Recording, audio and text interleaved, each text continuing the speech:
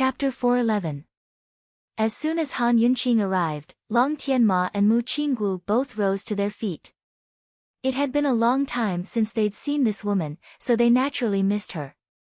Long Tianma could tell at a glance that she'd gained some weight. Disaster relief was a laborious task, but Imperial Uncle Qin was the one who brought her here. How could he allow her to suffer? Even though Long Tianma was 1,000 times unwilling, he still called out, "Imperial Aunt." Han Yunqing didn't speak, but nodded and gestured for Long Tianma to sit down. "Good luck to esteemed Wang Fei," Mu Qinggu bowed his head in greeting. "Young general, you may rise," Han Yunqing's polite tone was distant.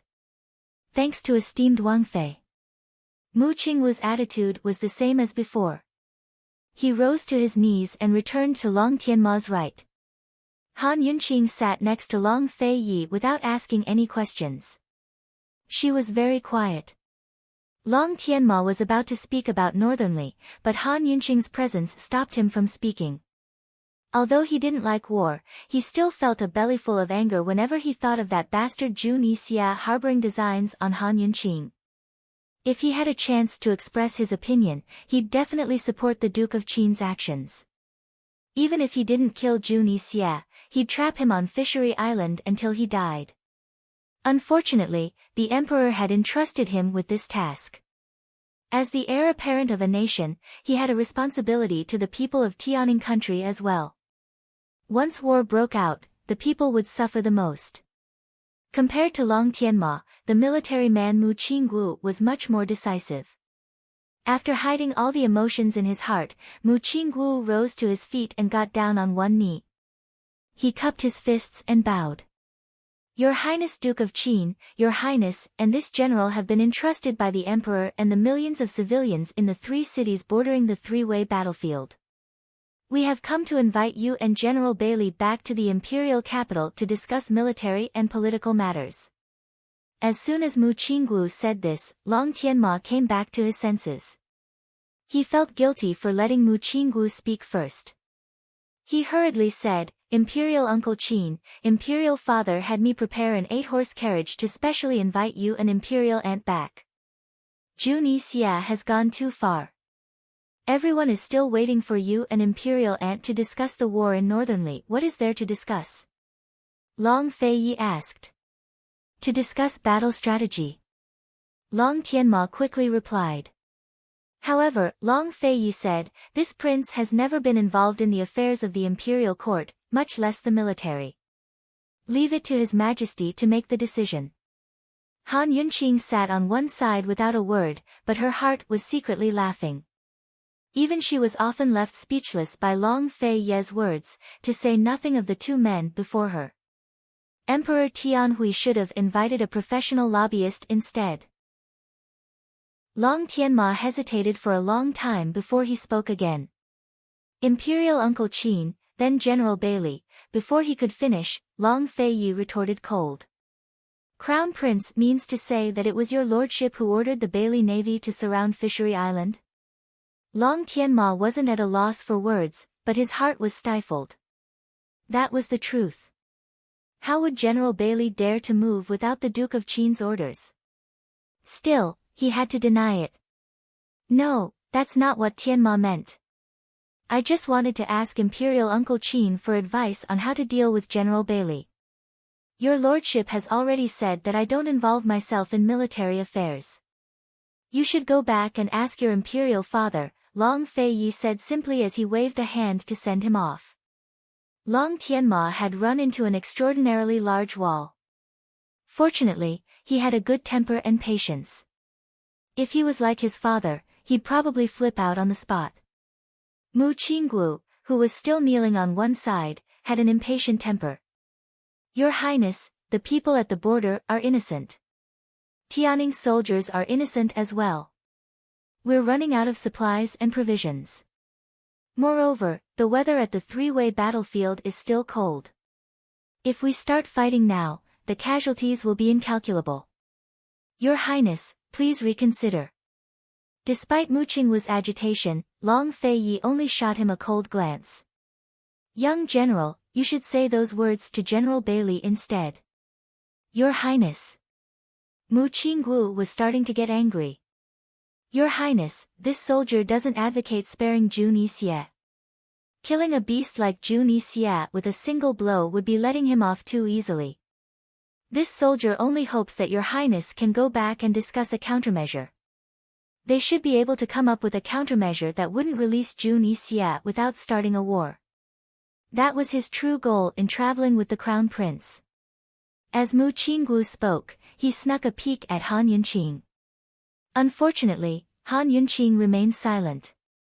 Mu Qinggu was both agitated and furious, his chest heaving up and down. Unfortunately, Long Feiyi retorted, Your lordship doesn't involve himself in military affairs. Don't you understand? Han Yunqing counted silently on the side. Long Feiyi had already said the same thing 3 times. He was already quite patient with these 2 men. Mu Qinggu stared blankly for a while before finally giving up. This soldier understands.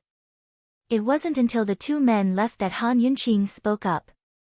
Your Highness, the young general did remind Qinxie of something just then. The 3-way battlefield is still freezing cold, so we'll be at a disadvantage if we start fighting. But Northernly might not be able to gain the upper hand. In this season, there was still a lot of snow in the north that hadn't melted yet.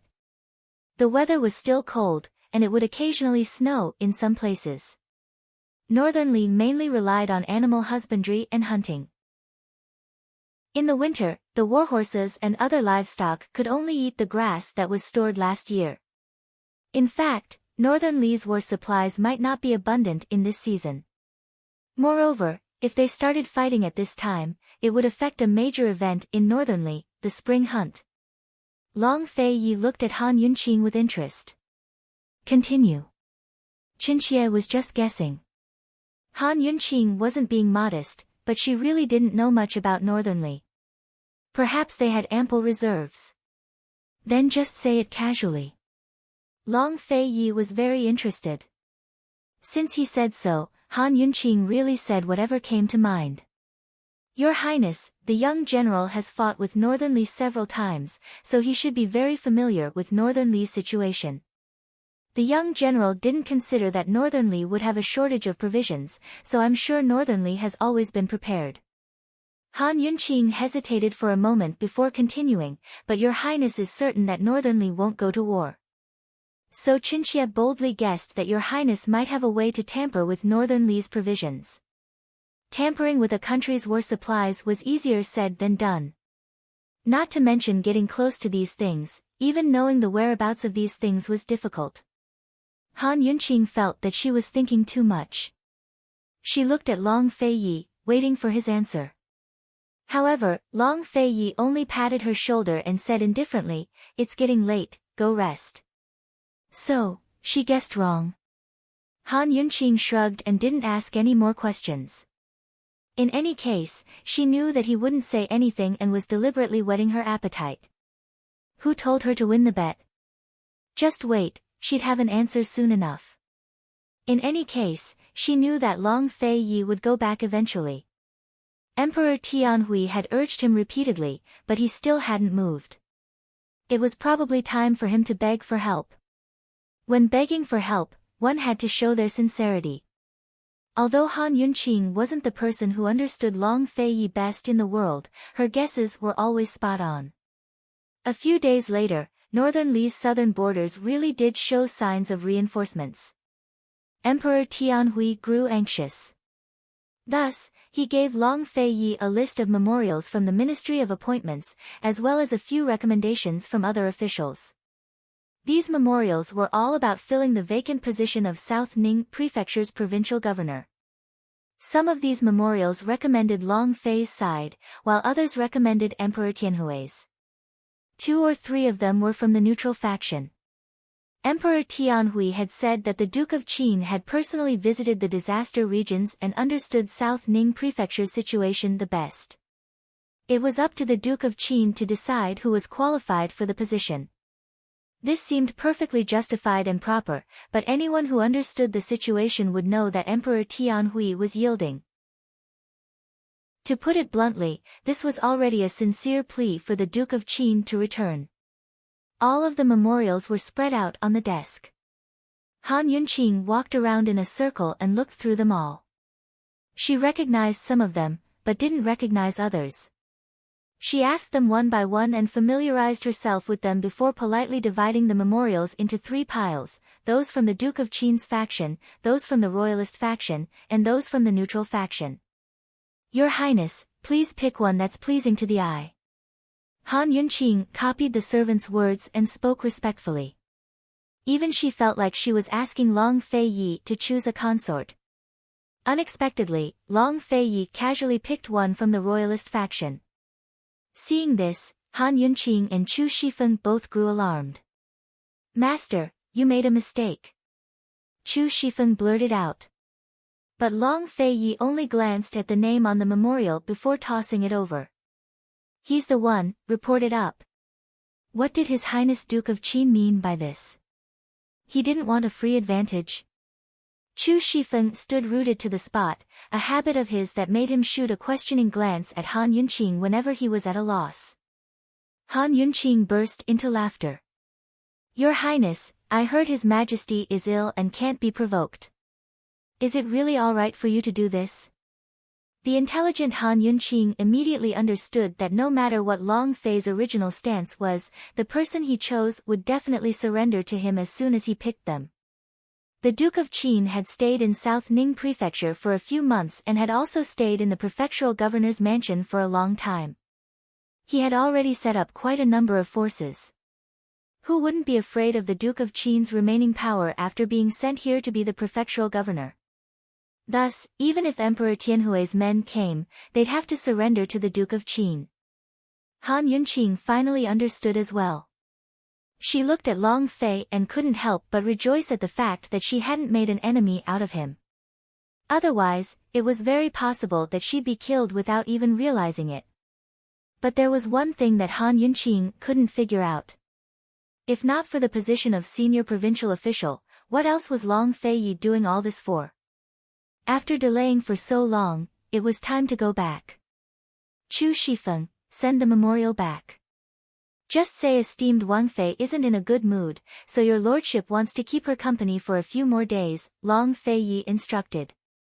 Chu Shifeng didn't understand, so he could only do as he was told. Han Yunqing's heart was filled with warmth. She understood. A few days later, the Empress Dowager sent a letter to comfort Han Yunqing instead of using the carrot and stick. She also made it clear that the matter of the chastity mark was their own business and wouldn't look into it. With this proof, there was no need to worry about the Empress Dowager digging up old debts in the future. Han Yunqing knew she was completely safe. For the first time, she realized that this man could be so meticulous and perfect with his work. Finally, His Highness Duke of Qin and esteemed Wang Fei set out for the capital. The war in Northern Li, the battle on Fishery Island, and the impending marriage alliance. All of these events had been squeezed together to make Tianning's capital city lively again. Chapter 412. As soon as Long Fei Yi and Han Yunqing returned to Tianning's capital city, Emperor Tianhui sent someone to summon Long Fei Yi to the palace for a meeting before they'd even reached the Duke of Qin's estate. Are you going? Long Fei Yi asked. Han Yunqing gave a start. She never expected Long Fei Yi to ask such a question. She wasn't a shadow follower, and he'd never let her tag along when he went out on business. Long Fei Yi knitted his brows at her and asked again, Are you going? I'm going. Han Yunqing replied loudly. Of course she wouldn't miss out on a good show. By now, it was already dark, but there was still a group of people standing in Emperor Tianhui's imperial study. Crown Prince Long Tianma, General Mu, and his son, Right Prime Minister Su Shaoquan, the Minister of War, and the Minister of Revenue were all present. All of them were on Emperor Tianhui's side. His Highness Duke of Qin has arrived, esteemed Wang Fei has arrived, a eunuch announced loudly. Hearing this, the crowd exchanged glances and began to whisper amongst themselves. Why had Qin Wang Fei Han Yunqing come? The emperor had summoned the Duke of Qin to discuss military affairs, so what was a woman like her doing here? After all, there were no other women in the imperial study besides court ladies. Long Tianma and Mu Qinggu both wore complicated looks on their faces, but they didn't say a word. Emperor Tianhui saw the crowd exchanging glances and whispering into each other's ears. He didn't say a word, but he had an idea of what was going on. Soon enough, Long Feiyi and Han Yunqing entered the study. The two of them bowed to Emperor Tianhui, followed by the rest of the crowd. Han Yunqing glanced at Emperor Tianhui and discovered that he'd aged quite a bit in the past few months. There were even a few strands of white hair by his temples. First, he was sick. Second, he was worried about national affairs. Third, he was worried about war. As expected, it wasn't easy being an emperor. Qin Wangfei hasn't entered the palace in ages. You should pay your respects to the Empress Dowager. Emperor Tianhui clearly wanted Han Yunqing to leave. Before Han Yunqing could speak, Long Feiyi said, Chen Di hasn't seen the Empress Dowager for a long time. I will go with Wang Fei later. His attitude silenced the crowd. Emperor Tianhui's hands slowly clenched into fists. He'd already been waiting for a Long Feiyi, but now his anger was unbearable. He slapped the table and rose to his feet in anger. Duke of Qin, Zhen summoned you here today to discuss important military and political matters. What right does a woman like Han Yunqing have to stand here? Everyone was frightened by Emperor Tianhui's rage, but Han Yunqing remained calm and collected. If not for Long Feiyi's invitation, she wouldn't have come at all. Your Majesty, this subject brother thought that you summoned this subject brother into the palace for a reward. It seems that this subject brother misunderstood. Long Feiyi's tone was light and casual, but it set off a storm in everyone's hearts. What did he mean by those words? He clearly knew that Northern Li had already made preparations for war. He clearly knew why His Majesty had yielded so much and begged him to come back. How could he stand here and say such things so indifferently? Even Long Tianma and Mu Qinggu felt a chill run down their spines. It seemed like they'd finally witnessed the Duke of Qin's coldness and heartlessness today. In the silence of the room, Emperor Tianhui was so angry that he was panting for breath. It took him a long time to calm himself down. Duke of Qin, you and your wife have rendered meritorious service in disaster relief. Tomorrow morning court will award you with rewards. Zhen summoned you here overnight precisely for the sake of Northern Li's war affairs. Imperial brother, after the late emperor passed away, this subject brother didn't involve himself in military or political matters. Didn't you know that all along? Long Feiyi's eyes flashed with disdain. This time, the room became even more silent. Even General Mu had a complicated expression on his face. Han Yunqing was puzzled as well. She assumed that Long Feiyi had yielded after returning to the capital, but he was still insisting. Did he bring her to the imperial study today just to use her as an excuse to infuriate Emperor Tianhui? Emperor Tianhui stared fixedly at Long Feiyi, his heart filled with rage and a sense of helplessness. He'd ascended the throne at the age of 25 and ruled over Tianning. He'd held great power at a young age without the coercion of distant relatives or the pressure of meritorious ministers or generals. He didn't even need the Grand Tutor to assist him. In other words, he'd seized all power as soon as he ascended the throne. But who would have thought that the Duke of Qin would keep him in check at his age? After the late emperor passed away, the first person he'd been on guard against was the Duke of Qin.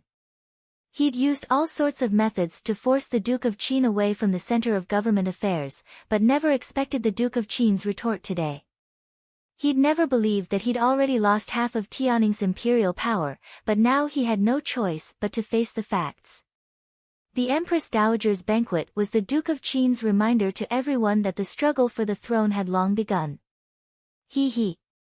Emperor Tianhui suddenly laughed. Zhen really is muddle-headed from illness.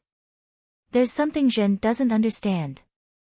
Since the Duke of Qin has come today, why don't you give Zhen an explanation? Your Majesty, Please speak. Long Fei Yi was very calm. You mobilized the Bailey Navy to transport the fish. How did the Bailey Navy end up at odds with Jun Yixie? Emperor Tianhui asked seriously. Jun Yixie intended to seize the fish and sell them to Tianning's disaster areas. He not only fought with your lordship over the fish eyes, but also insulted Tianning. For the sake of protecting Tianning's face, General Bailey sent out troops to surround them and display the might of the navy to intimidate Northernly. Long Fei Yi rarely spoke such high-sounding words. When he finished, he added, as your lordship sees it, General Bailey's merits outweigh his faults. It's only right that he be rewarded. Han Yunqing listened from the sidelines. She felt like something was off, but she couldn't put her finger on it. Besides Long Tianma and Mu Qinggu, everyone else found the situation strange as well. They couldn't figure out His Highness Duke of Qin's intentions. Still, Emperor Tianhui stroked his beard and laughed coldly in his heart.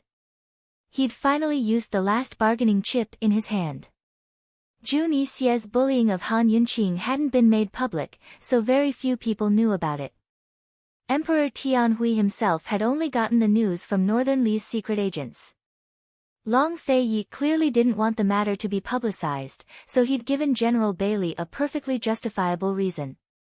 Just a moment ago, he'd said he didn't want to involve himself in politics, but now he was evaluating General Bailey's actions.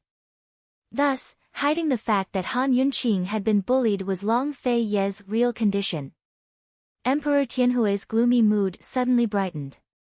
There was finally a breakthrough. The Duke of Qin's words are reasonable. But how long does General Bailey plan to keep up his show of force? There's already movement at the three-way battlefield. Does General Bailey have a battle plan? Emperor Tianhui's greatest fear was that the Bailey Navy wouldn't settle down at Fishery Island while Northernly fought at the three-way battlefield. If the Bailey Navy could head north to attack Northernly from the coastline and become the main force, then it would be Long Fei's forces fighting against Northernly instead of his own. Long Fei Yi had finally exposed his weakness today. If he wanted to protect Han Yunqing and his own reputation, then he'd have to pay the price. Long Fei Yi replied, Chindi can't guess General Bailey's thoughts either. Your Majesty might as well ask him directly. Emperor Tianhui's eyes turned shrewd. Duke of Qin, Duke of Qin. You're clearly in control of everything, but you still want to stay out of it. Now that you've exposed your weakness, Zhen won't let you off so easily. Fine. Zhen will ask him properly, Emperor Tianhui said coldly.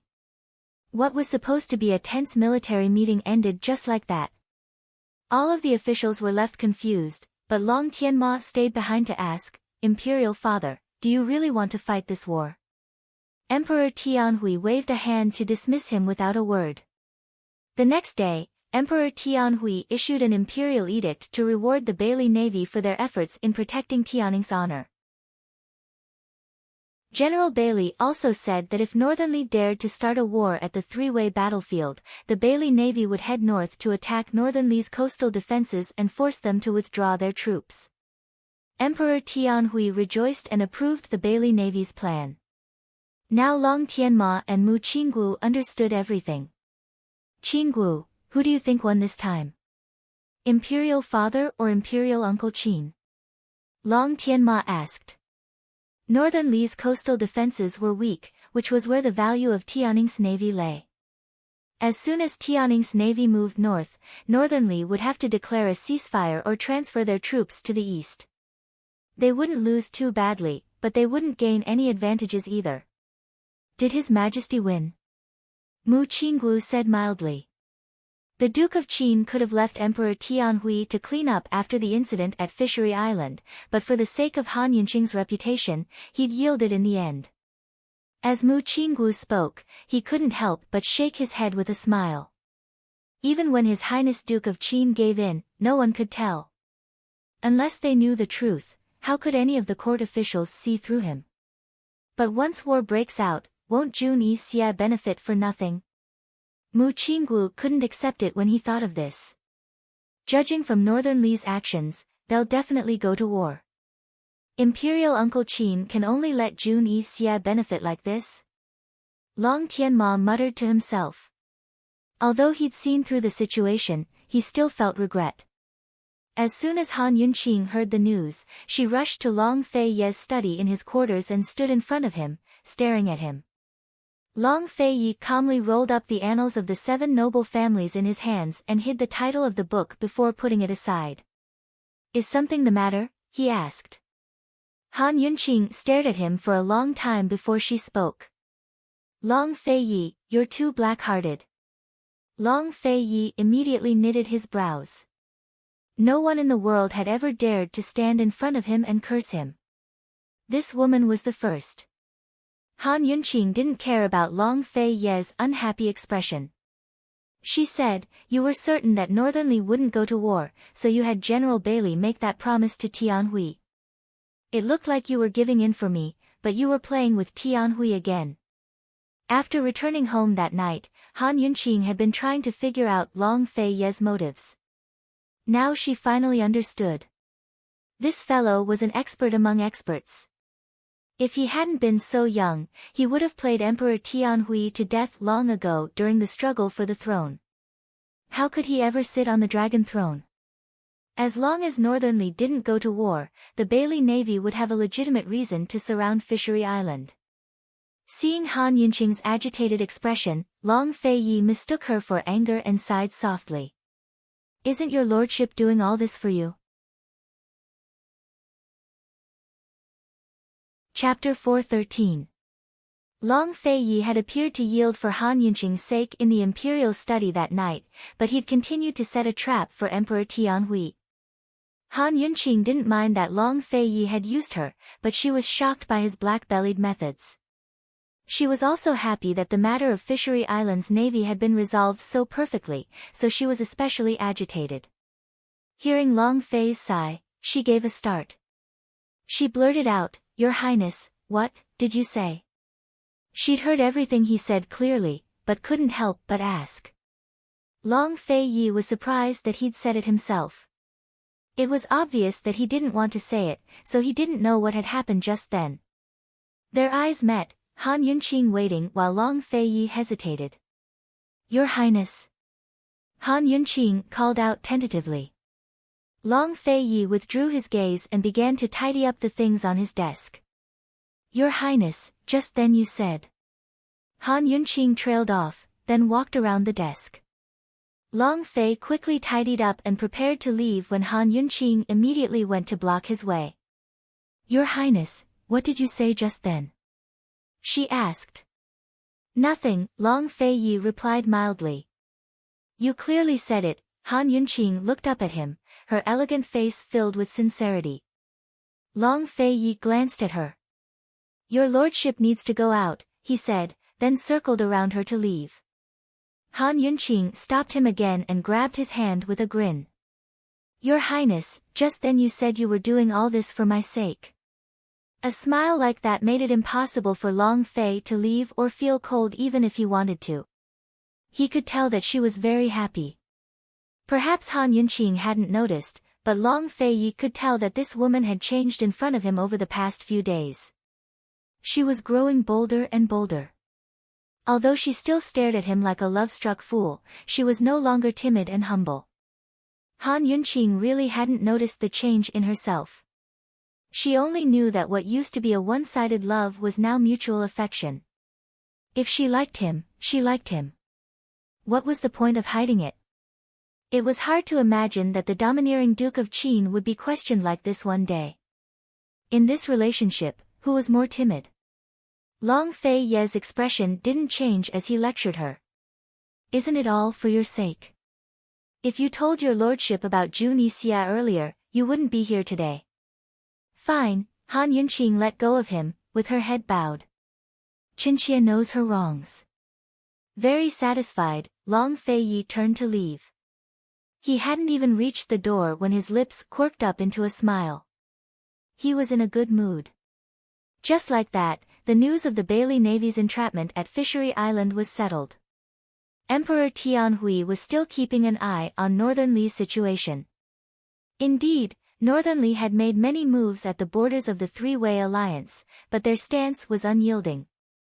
Emperor Tianhui had never looked forward to war so much.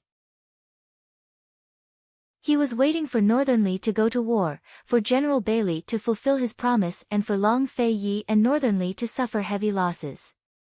Although he predicted that neither side would suffer heavy losses, he'd still be the ultimate victor.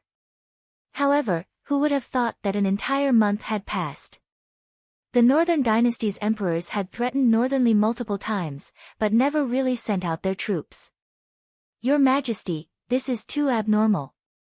With the Northern Dynasty's emperor's personality, they should have sent out their troops half a month ago. Could it be that they're too afraid to act rashly because of Western Zhou's marriage alliance? Or are they afraid of the Bailey Navy? 2 days ago, I heard that Northern Li's imperial ships showed up near Fishery Island. They've never suffered losses at the hands of a navy before, so why would they be afraid? Didn't a secret agent say that the Northern Dynasty's emperors disdain the Bailey Navy? Emperor Tianhui had just recovered from his illness, but the constant chatter of his officials had left him dizzy and lightheaded. He slapped the table and raged, "General Mu, speak. Your Majesty, as this soldier sees it, there's something fishy going on. It's better to wait a few more days." General Mu was an old fox with plenty of military experience. He could faintly sense that something was amiss within Northern Li, but he wouldn't say a word. As a great general, he was just like his son. The last thing he wanted was to see war break out. Since General Mu had already said as much, Emperor Tianhui could only wait and see. Your Majesty, Western Zhou's princess is coming for the marriage alliance at the end of the month. Should the princess's dowry? The Minister of War trailed off. Everyone knew that Chu Qingga's dowry consisted of a large number of battle horses. Moreover, Chu Qingga had a team of archers under her command. According to the Chu clan's intentions, they wanted to combine the horses and archers into a team of elite soldiers under Chu Qingga's command. But at a time like this, leaving the horses to Great General Ning, the cavalry general stationed at the borders, was the most suitable choice. The Minister of War added in a low voice, "Your Majesty, the Chu clan is still a Western Zhou military family. It wouldn't make sense to get rid of someone else's dowry for no good reason." But wasn't the current situation at the three-way battlefield a perfect excuse? Western Zhou couldn't refuse even if they wanted to. Emperor Tianhui understood the Minister of War's intentions and hesitated. Seeing this, Long Tianma was about to step forward and coax him, but General Mu stopped him with a look. The Minister of War was already Long Tianma's man. Emperor Tianhui didn't know that. At a time like this, Long Tianma only needed to remain silent. After some hesitation, Emperor Tianhui agreed to the Minister of War's suggestion. When the news reached Long Fei Ye's ears, Long Fei Yi told Han Yunqing, "Chu Qingga's child hasn't even been born yet, but the fight for the throne has already begun." Han Yunqing shook her head. "This isn't a fight for the throne, but usurping the throne." Long Tianma was already secretly plotting to usurp the throne. Of course, Han Yunqing wasn't interested in such matters. She was more concerned with another matter. Now that Emperor Tianhui's illness had recovered, Gu Beiyue could leave Profound Dragon Palace. Gu Beiyue had been summoned to the palace as soon as he returned to the capital on sick leave. He'd stayed in Profound Dragon Palace the entire time without leaving for a single day. Until yesterday, he could finally leave the palace to rest for a few days. Han Yunqing missed her Lil Thing. Many people were concerned about the emperor's illness. To avoid unnecessary trouble, Gu Beiyue had cut off all contact with the outside world as soon as he entered Profound Dragon Palace. Only those allowed in could ask about the emperor's condition. Han Yunqing couldn't contact him either, so she didn't know how Lil Thing was doing. "Your Highness, Qinxie will be going to the Gu estate this afternoon to pick up Lil Thing," Han Yunqing reported her whereabouts honestly. "Just have Chu Shifeng go." Long Fei Yi didn't even look at her.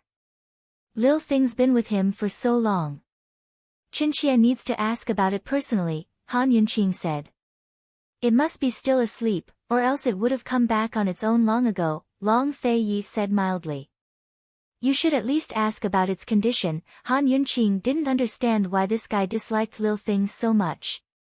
Why did he always dislike it? The poison beast won't die, don't worry, Long Fei Yi said. Then we still need to understand its condition. I wonder how its poison and blood are recovering. Han Yunqing grew serious. If not for the fact that Lil Thing's blood hadn't recovered, she wouldn't have to work so hard in the detox system to help Bailey Mingxiang create antidotes. It won't recover in just a few months. Long Fei Yi hadn't mentioned it before, but he understood the poison beast well. In any case, he refused to agree to let Han Yunqing go. Han Yunqing regretted telling him where she was going. He'd never asked her to report her whereabouts either. After some thought, she said, you should at least ask. After all, it's Gu Beiyue who's taking care of it. Actually, she'd long noticed that Long Fei Yi was prejudiced against Gu Beiyue. No, it was more accurate to say that he was prejudiced against her friendship with Gu Beiyue. Last time, she'd used Gu Beiyue to provoke Long Fei Yi into action. Han Yunqing still had a guilty conscience, so how could she dare to say anything? When she saw that Long Fei Yi didn't speak, she said, Your Highness, it's better if you let Imperial Physician Gu examine your wound. Why don't you come with Qinxie? But Long Fei Yi simply said, Chu Shifeng, go to the Gu estate and have Gu Beiyue send Lil Thing over. Han Yunqing withered. She looked at Long Fei Yi, who'd been reading with his head bowed, and muttered to herself, You win. Soon enough, Chu Shifeng arrived with Gu Beiyue. Gu Beiyue looked the same as before. His complexion wasn't good, but it wasn't bad either. Dressed in snow-white robes, he was quiet and gentle. Anyone who looked at him would feel like the entire world was beautiful. This official greets Your Highness Duke of Qin, esteemed Wang Fei. He bowed in a manner that was neither servile nor overbearing. You may rise. Long Fei Yi stood in a lofty position, his aura imposing. Imperial Physician Gu, has your body recovered? Han Yunqing asked with concern. Many thanks for esteemed Wang Fei's concern. This official has already recovered, whether Long Fei Yi was here or not. Gu Beiyue was always so polite. As he spoke, he handed over the little bamboo basket on the side. Esteemed Wang Fei, Lil Thing has recovered quite well. It wakes up every few days, and stays awake for longer and longer periods of time. But right now, it's still asleep. It should wake up again in a day or two. Han Yunqing eagerly took the basket and lifted the red cloth to see Lil Thing curled up into a furry ball. She was both happy and distressed. She gently stroked Lil Thing for a long time before picking it up and holding it in her hands, carefully examining it. Although Lil Thing hadn't fully recovered, Gu Beiyue had raised it quite a bit. It felt quite heavy in her hands. It's gotten quite heavy. You really know how to raise it, Han Yunqing said with a smile. It was all fed with esteemed Wang Fei's poison. Gu Beiyue also smiled faintly. Has it ever been unable to find me when it wakes up? Han Yunqing asked curiously. Gu Beiyue recalled, the first time it woke up, it ran back to the Duke of Qin's residence. This official originally wanted to look for it, but it quickly came back on its own. It probably couldn't find you. It's very smart. When I'm not here, it'll obediently follow you. Han Yunqing was amused. Gu Beiyue hurriedly nodded, esteemed Wang Fei knows it best. After that time, it stopped running every time it woke up. Wherever this official goes, it follows. When Han Yunqing and Gu Beiyue talked about Lil Thing, it was as if they had endless things to talk about. The more they talked, the happier they became. She didn't know if Gu Beiyue was aware of Long Fei Ye's existence. In short, Han Yunqing had forgotten about Long Fei Yi. Long Fei sat on one side, his already frigid face now covered in a layer of ice. Finally, when Han Yunqing was laughing, he opened his mouth.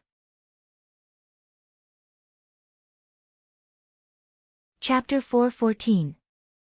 Han Yunqing and Gu Beiyue were laughing and chatting when the frost-faced Long Feiyi suddenly spoke up. Imperial Physician Gu, I heard that you took sick leave to return to your hometown. Gu Beiyue quickly turned and bowed. Yes. Where's your hometown? Long Feiyi asked. Han Yunqing grew curious as well. From what she understood, Gu Beiyue had followed his grandfather to Tianning's capital city. He'd probably grown up in the medical academy as a child. In the end, his parents had never mentioned it. It's in Longxi. This official's parents died when I was young, so I was raised by my grandfather. My ancestral home is Longxi County and I grew up in Medical City. Later on, I followed my grandfather to Tianning and have been living here ever since. This time, I came back to Longxi to recuperate from my illness and pay respects to my ancestors. Gu Beiyue seemed to know what Long Feiyi was going to ask next. He not only answered, but explained everything clearly. Long Feiyi had recently sent people to check the medical academy's records and Longxi County for verification. Although Long Feiyi didn't believe him completely, he still hadn't found any evidence to prove that Gu Beiyue was lying. If he hadn't seen Gu Beiyue's skills in Medical City, he might have given up on his suspicions long ago. Long Feiyi nodded and didn't ask any more questions. Wang Fei, you said that your lordship's wound needs to be examined again. Wang Fei? Is he called Han Yunqing? Han Yunqing didn't know how to react. Whenever Long Fei spoke to her, he'd either call her by her full name or call her by her full name. She was currently pondering Gu Beiyue's origins. His parents had died when he was young and he was a pot of medicine. How bitter must his life have been? Long Feiyi deliberately looked over, but she didn't notice. Gu Beiyue could have answered on behalf of Han Yunqing. After all, the follow-up was his business. However, he stood there and did not say a word. Long Feiyi stared at her for a long time before saying, Han Yunqing. Han Yunqing regained her senses. Your Highness called me. Does this prince's wound need to be examined? Although Long Feiyi was displeased, he still patiently asked again. When Gu Beiyue saw this scene, he faintly felt that the Duke of Qin's patience with esteemed Wang Fei seemed to have improved quite a bit after not seeing each other for a while.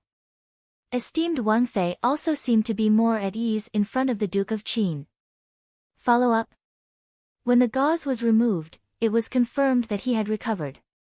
The follow-up visit was just an excuse that Han Yunqing used to say that she couldn't win against Long Feiyi. Of course, of course. She hurriedly nodded and secretly gave Gu Beiyue a look, indicating for him to cooperate. Imperial Physician Gu, His Highness's wound healed faster than expected. It was basically healed last month. Just in case, take a look again. Gu Beiyue could actually accurately calculate and Long Feiyi's wound would heal. In order to hide his medical skills, he deliberately exaggerated the healing time. He pretended to be shocked. It healed last month? That's right. Take a look again. Han Yunqing had a serious expression. Long Feiyi didn't say anything. He moved to the side hall to let Gu Beiyue examine him. He wasn't a physician, but he knew best whether his wound had healed or not. How could Han Yunqing hide her intentions from him? He took the initiative to ask about the follow-up visit in order to change the topic. The little thing had been sent over and the follow-up visit had been completed. Shouldn't Gu Beiyue take his leave now? These three people, each one was more shrewd than the other. Today's game was just a small trick. If they became enemies one day, what kind of schemes would they use? Gu Beiyue wasn't careless. He seriously examined Long Feiyi and then sighed with emotion. His Highness's constitution is extraordinary. This can be considered a miracle. Didn't this miracle come from Imperial Physician Gu's hands? Long Feiyi countered with a question. Gu Beiyue wasn't alarmed. His expression didn't change as he said modestly, I wouldn't dare, I wouldn't dare. Long Feiyi didn't like to argue without results, so he didn't say much. Gu Beiyue withdrew. As he wished, he said, Your Highness Duke of Qin, esteemed Wang Fei, this official should also take his leave. Before Han Yunqing could speak, Long Fei Yi waved his hand, indicating that he could leave. Han Yunqing held the little thing and gestured to Gu Beiyue. Many thanks. Esteemed Wang Fei is too polite. This official will take his leave. Gu Beiyue was about to leave and the little thing in Han Yunqing's hands suddenly woke up. It was in a daze. When it opened its eyes, the first thing it saw was Gu Beiyue bowing and retreating with his head lowered. His thin, silent figure gradually retreated as if to leave for good. Lil Thing grew fearful at the sight and gave a shrill squeak. Then it flew out and threw itself into Gu Beiyue's arms. This sudden turn of events gave everyone a shock. Lil Thing. Han Yunqing blurted out. Lil Thing woke up when it heard the familiar voice. When it saw Han Yunqing, it jumped in fright and squeaked again. It had to be said that these squeaks were very piercing to the ears. Long Fei Yi was already knitting his brows, but no one cared. Lil Thing looked between Gu Beiyue and Han Yunqing and immediately understood what was going on. Its Mama Yunqi was back. The gentleman had sent it here. Han Yunqing narrowed her eyes and beckoned with her finger. Come here. Lil Thing didn't hesitate to pounce over and land on Han Yunqing's shoulder, happily rubbing against her. Mama Yunqi was finally back. It missed her so much. Han Yunqing pulled Lil Thing off her shoulder and pinched its ears, teased its cheeks, scratched its neck, and tugged at its tail. It wasn't clear whether she was caressing it or ravaging it, but she was overjoyed. Did you miss me? Were you good? Did you cause any trouble? You didn't steal anything, right? Did you eat more than usual? Lil Thing had no idea what Mama Yunqi was talking about, but it kept squeaking and rubbing against Han Yunqing's fingers like a spoiled child. Long Fei Yi arched an eyebrow as he observed Han Yunqing's affectionate gestures. He didn't even blink. Esteemed Wang Fei, I'm afraid it smelled your scent and woke up early, Gu Beiyue grinned. Probably because it smelled the poison on my body.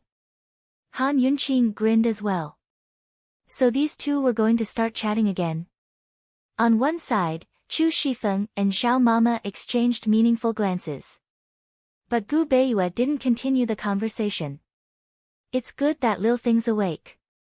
This official still has matters to attend to, so I'll take my leave now. This time, he really left.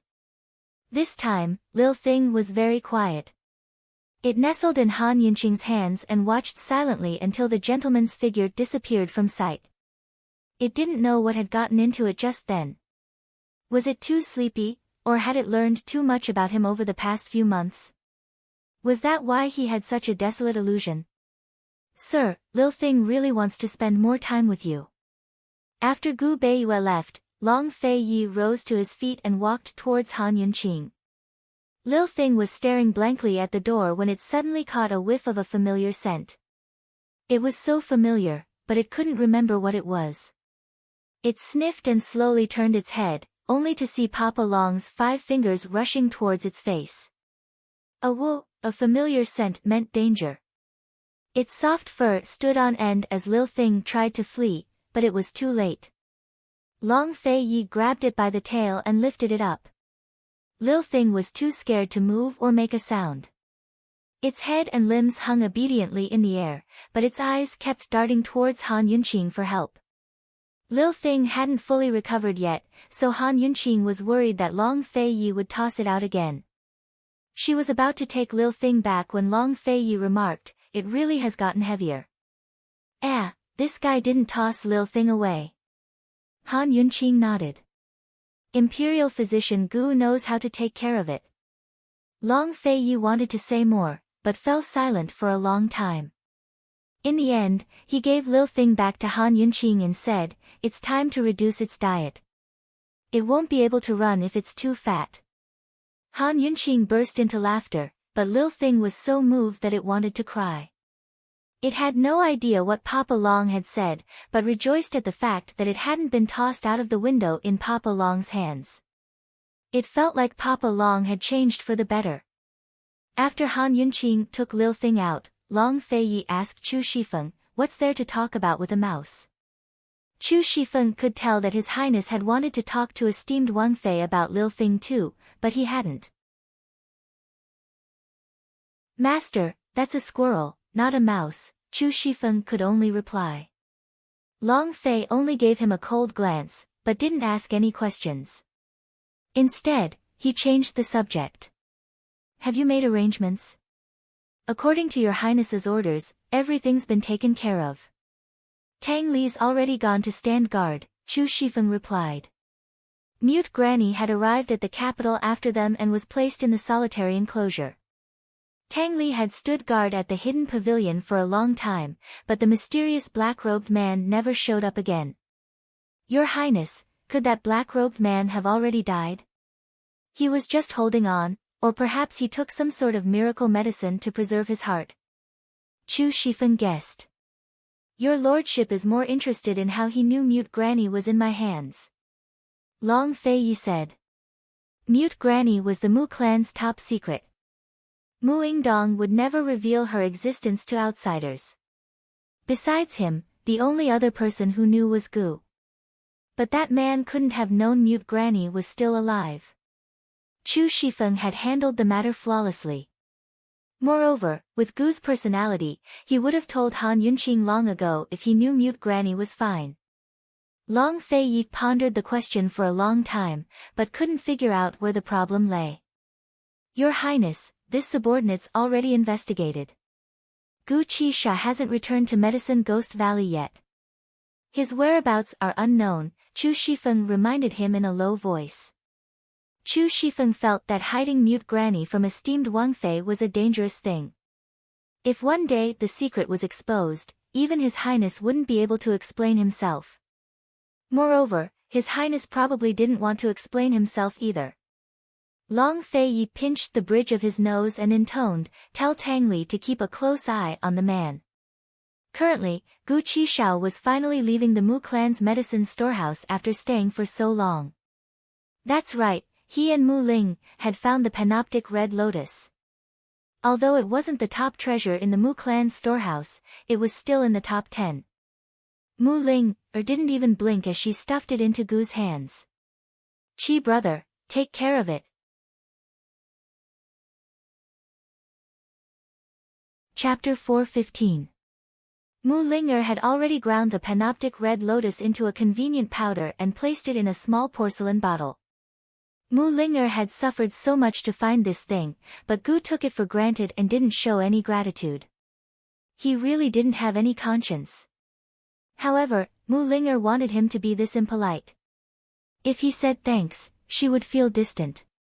Love was nothing more than being willing to do it. "Chi brother, we only have the bear chuan left. Let's go steal it from the 100 Poisons sect."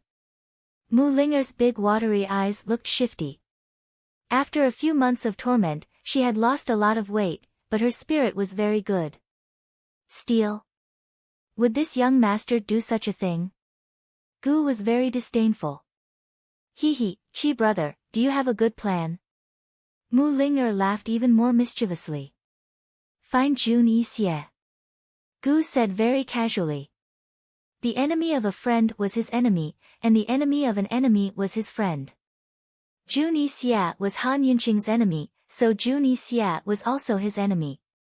However, Jun Yi Xie was also Long Fei Ye's enemy, so Jun Yi Xie was also his friend.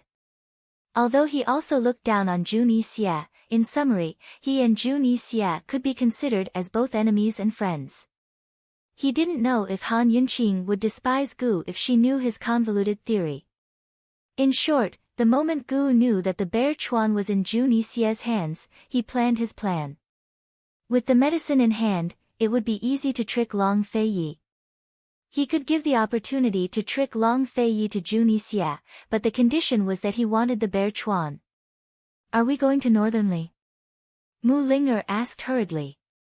She didn't know about Gu's dark thoughts.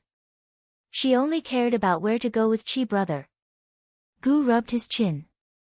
He and Mu Ling had been hiding in the Mu family's medicinal herb storehouse for a period of time. It could be said that they were completely oblivious to the outside world and were only focused on finding the Mi Tianhong.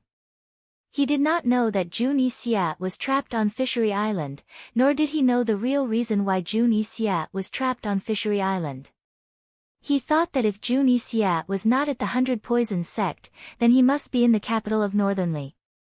After putting away the panoptic red lotus, Gu said, "Let's go and have a drink before asking around." Mu Linger was overjoyed. "Alright, let's get drunk." As soon as they left the Mu clan's medicinal herb storehouse, Gu heard the news that Northern Li's Duke of Kong had been besieged by Tianning's Duke of Qin on Fishery Island. The two countries were on the verge of war. Mu Linger was so drunk that she fell asleep on the dining table. Gu leaned against the window and rubbed his chin, completely sober.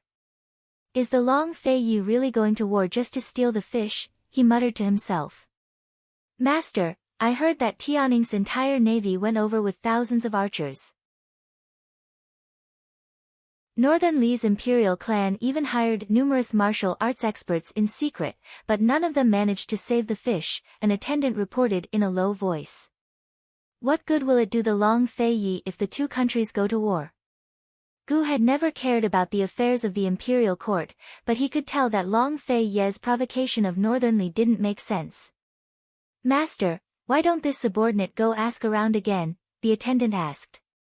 "Let's go to Northern Li's capital and get some information," Gu said, a shrewd look in his eyes. "Could it be that there's some sort of treasure on Fishery Island?" "Master, why don't you go there yourself?" the attendant asked cautiously. Gu rolled his eyes at him. "Know yourself and know your enemy, and you'll never be defeated. Do you understand?" Cooperating with Jun Yixia was like asking a tiger for its skin. He had to be careful with every step. If he didn't get a clear picture of the situation, how the hell was he supposed to cooperate with him? The attendant didn't dare ask any more questions, but left with his tail between his legs. "Ayaya," Gu sighed softly. Those who didn't know him would be captivated by the sight of such a beautiful man sighing. Those who knew him would feel their hairs stand on end. Those devilish eyes of his were clearly plotting something again. He had to figure out the situation before acting. Long Fei Yi had trapped Jun Yixia. For him, this was the perfect opportunity to negotiate with Jun Yixia. Gu sat on the windowsill with his arms resting on his knees. He looked casual and carefree. His red robe was like fire, and his hair was as black as ink. Under the moonlight, his face alone was as beautiful as a celestial being. Mu Linger had started to murmur beside him. Qi brother, let's stay together forever, okay?" Unfortunately, Gu turned a deaf ear to her. He looked at the bright moon in the sky with a wicked smile on his face. Gu was waiting for news. On Fishery Island, Jun Yixia was feeling melancholy. He had been waiting for Northern Li's imperial clan to rescue him this entire time, but there was still no news after a month. He was certain that the Northern Dynasty's emperors would save him and even send troops to threaten Tianning so that Emperor Tianhui would put pressure on Long Fei Yi. But the Ning navy hadn't moved a muscle yet. Even if Tianning's navy was strong, the Northern Dynasty's emperors wouldn't be intimidated by it. With the Northern Dynasty's emperor's temperament, they'd definitely start a war. He had no idea what was going on outside. Days like these were truly unbearable. There wasn't much fresh water and rations left on the island. Where was he supposed to find more if he kept waiting?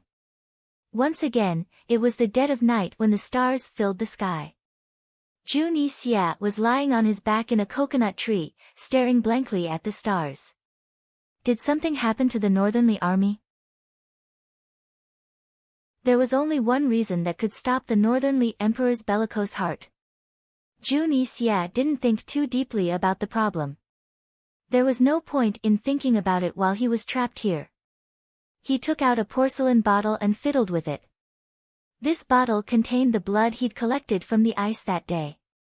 In these boring days, all he could do was ponder over this bottle of blood. This blood contained poison that was extremely complex and strange. The blood contained a slow-acting poison. These slow-acting poisons were not fatal, but the poison formed when they were mixed together was fatal. Judging from this blood, Bailey Mingxiang had been poisoned with countless slow-acting poisons. With Jun Yixie's keen senses, he quickly realized that Bailey Mingxiang had been used to cultivate poison blood.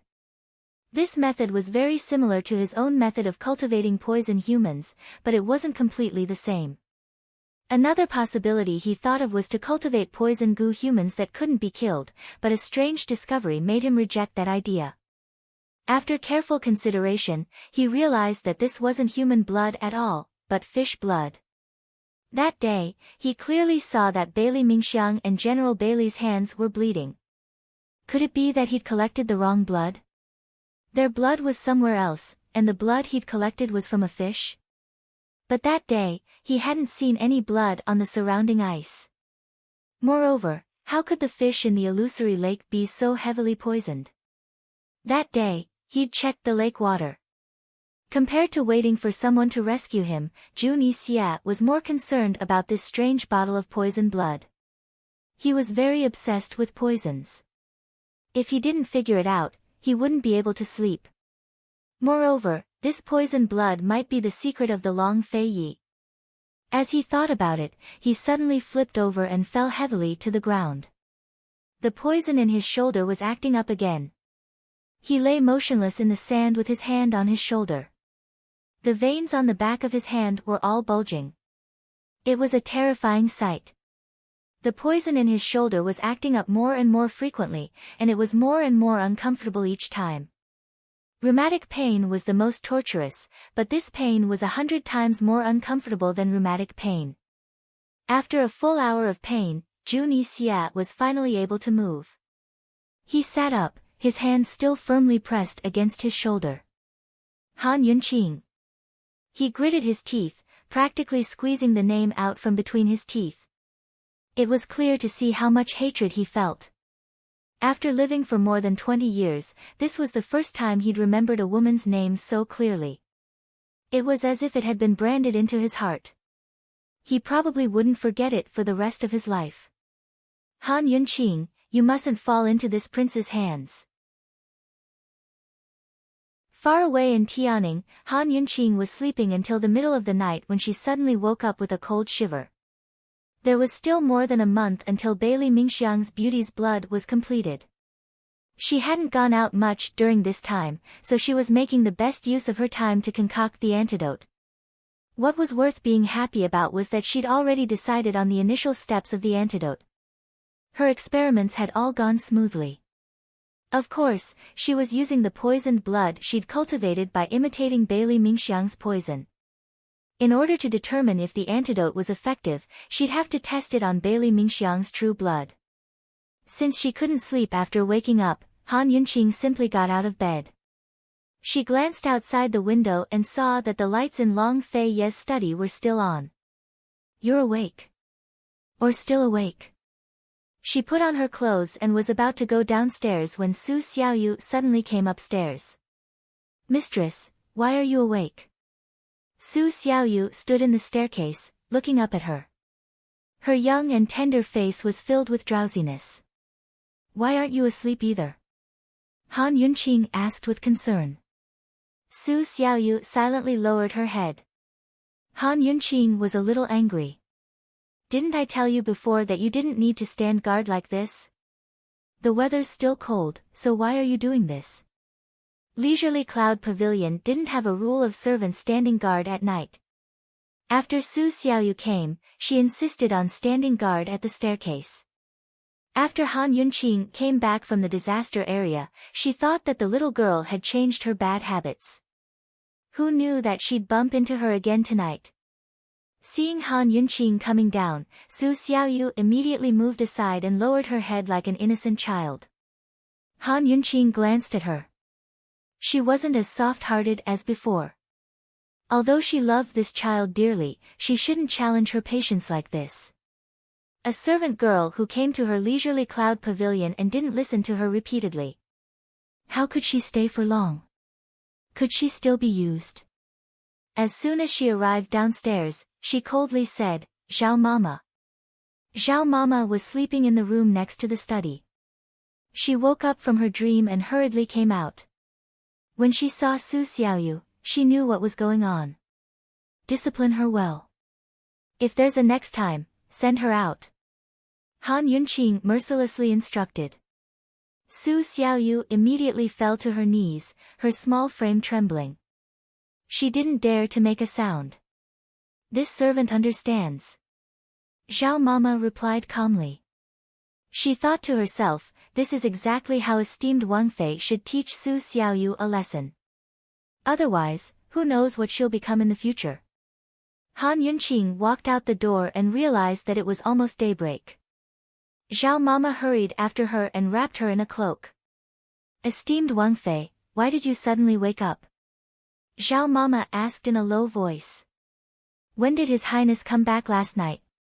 Han Yunqing asked. Zhao Mama knew the answer on purpose, but didn't say it out loud. This servant isn't sure either. Did His Highness come back last night? Han Yunqing was too lazy to pay her any more attention. She didn't leave the courtyard, but sat down on the swing instead. Northernly still hadn't gone to war, and Chuchinga's marriage alliance was imminent. She figured that the next few days would be more peaceful. She had to hurry up and deal with the beauty's blood. Because of it, her analysis of the perplexing butterfly illusion had been delayed. Seeing that esteemed Wang Fei didn't speak, Zhao Mama kept her company in silence. Su Xiaoyu had long raised her head from her room to stare at Han Yunqing from a distance. A sinister look flashed past her dark eyes that didn't suit her age. Chuchinga's marriage alliance is imminent, and Big Brother's almost here. Looks like I'll have to find out something to give Big Brother an explanation.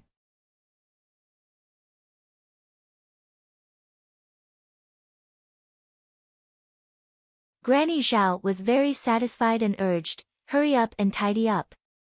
Su Xiaoyu picked up the heavy kettle. A sly smile flitted across her lips, and she suddenly threw the kettle on the ground. Ah! She quickly jumped out of the way. Frightened, Zhao Mama dodged to the side. Fortunately, there wasn't much water left in the kettle and it was already cold. Otherwise, it would be hard to say what would happen if the hot water splashed onto them. You still haven't recovered your senses? Zhao Mama grew angry. Su Xiaoyu patted her chest with a face full of fear. Thank goodness, thank goodness. Thank goodness esteemed Wang Fei wasn't here. Otherwise, you wouldn't be able to pay for it even if you had 10 lives. Zhao Mama said unhappily. Zhao Mama, this thing is too dangerous. Esteemed Wang Fei uses it to make tea every day. What if? Su Xiaoyu trailed off. Pa! Shut your crow's beak. Zhao Mama glared at her. But as she looked at the broken pieces and water on the ground, she began to seriously consider the problem. Esteemed Wang Fei and His Highness both drank kung fu tea.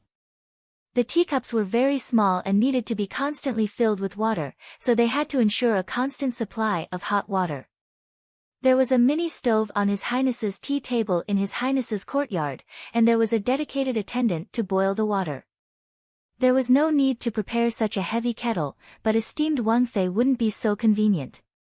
Seeing that Zhao Mama didn't speak, Su Xiaoyu whispered, Zhao Mama, I saw a small stove at His Highness's place before. Isn't that convenient? Why don't we have esteemed Wang Fei ask for one from His Highness? Zhao Mama laughed when she heard this. Do we need to ask His Highness for such a thing? We'll just have Steward Luo find one later. Su Xiaoyu was overjoyed. That's much more convenient. I'll be in charge of boiling the water in the future. The seeds of a conspiracy had been planted, but Han Yunqing was completely unaware. In her heart, she could be completely at ease living in the Duke of Qin's residence. Especially after Long Fei Yi strengthened the security, even Gu couldn't enter. At this time, Han Yunqing was already at the Bailey Army estate. There was still more than a month before the beauty's blood was ready. Bailey Mingxiang's health was deteriorating day by day, and she couldn't get up from her bed 3 days ago. How much poison do you have left? Han Yunqing asked indifferently. Exactly 15 servings. Take one every 2 or 3 days, and it'll be over. Bailey Mingxiang's lips were pale, and her face was bloodless. However, there was no aura of death around her, because her eyes were tranquil. It wasn't that she had seen through pain and death, but that she had seen hope. The woman sitting in front of her at this moment was her hope. Han Yunqing nodded. She activated the detoxification system to examine her body, and at the same time, to take her pulse. Bailey Mingxiang was very quiet. She had completely forgotten about her own body. She stared blankly at Han Yunqing's slender fingers, and the scenes on Yuzhou Island unconsciously surfaced in her mind. That trip had actually been worth it. She had seen His Highness Duke of Qin's happy face, she had seen His Highness Duke of Qin's furious face, and she had even seen him kiss someone. She wanted to know everything about him, no matter how small or insignificant it was, as long as it had something to do with him, let alone something as big as this. She always felt that the more she knew about him, the closer she would be to him. Han Yunqing was very focused. After a long time, she said seriously, 13 days. The beauty's blood will be ready in the night of the 13th day. Unexpectedly, Bailey Mingxiang wasn't listening to such an important matter. She was still immersed in her own world. Han Yunqing looked up and couldn't help but frown. Mingxiang. Ah. Bailey Mingxiang finally came back to her senses. Han Yunqing was defeated.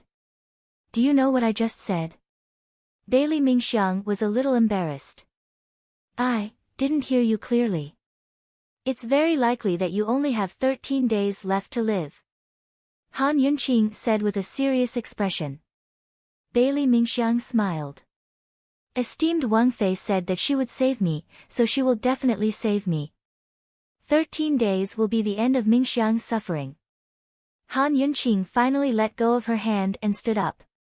You trust me that much? Bailey Mingxiang looked at Han Yunqing with a sweet smile. Amen. Why? I still haven't made the antidote. Han Yunqing asked curiously. Bailey Mingxiang had too many reasons, but she only said one. Because His Highness's taste can't be wrong. I only found out today that you have a sweet mouth. Han Yunqing smiled.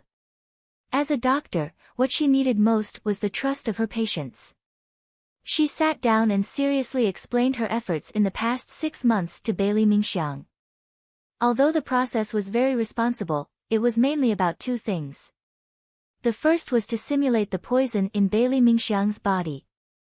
The second was to find the antidote for this poison. This was a simulation experiment. The simulated poison was different from the poison in Bailey Mingxiang's body, but the difference wouldn't be too big. Now, there were only 13 days left to cultivate the beauty's blood. In other words, Bailey Mingxiang's blood was now stable and wouldn't change much. She could now take Bailey Mingxiang's blood and put it into the detoxification system to cultivate it. Bailey Mingxiang still needed 13 days to cultivate the beauty's blood, but her detoxification system only needed half a day to 1 day to add the remaining 10 poisons and cultivate the real beauty's blood. When the time came, Han Yunqing only needed to use the simulated antidote to try to detoxify the poison. She only needed to make some minor adjustments to the prescription and there wouldn't be any problems.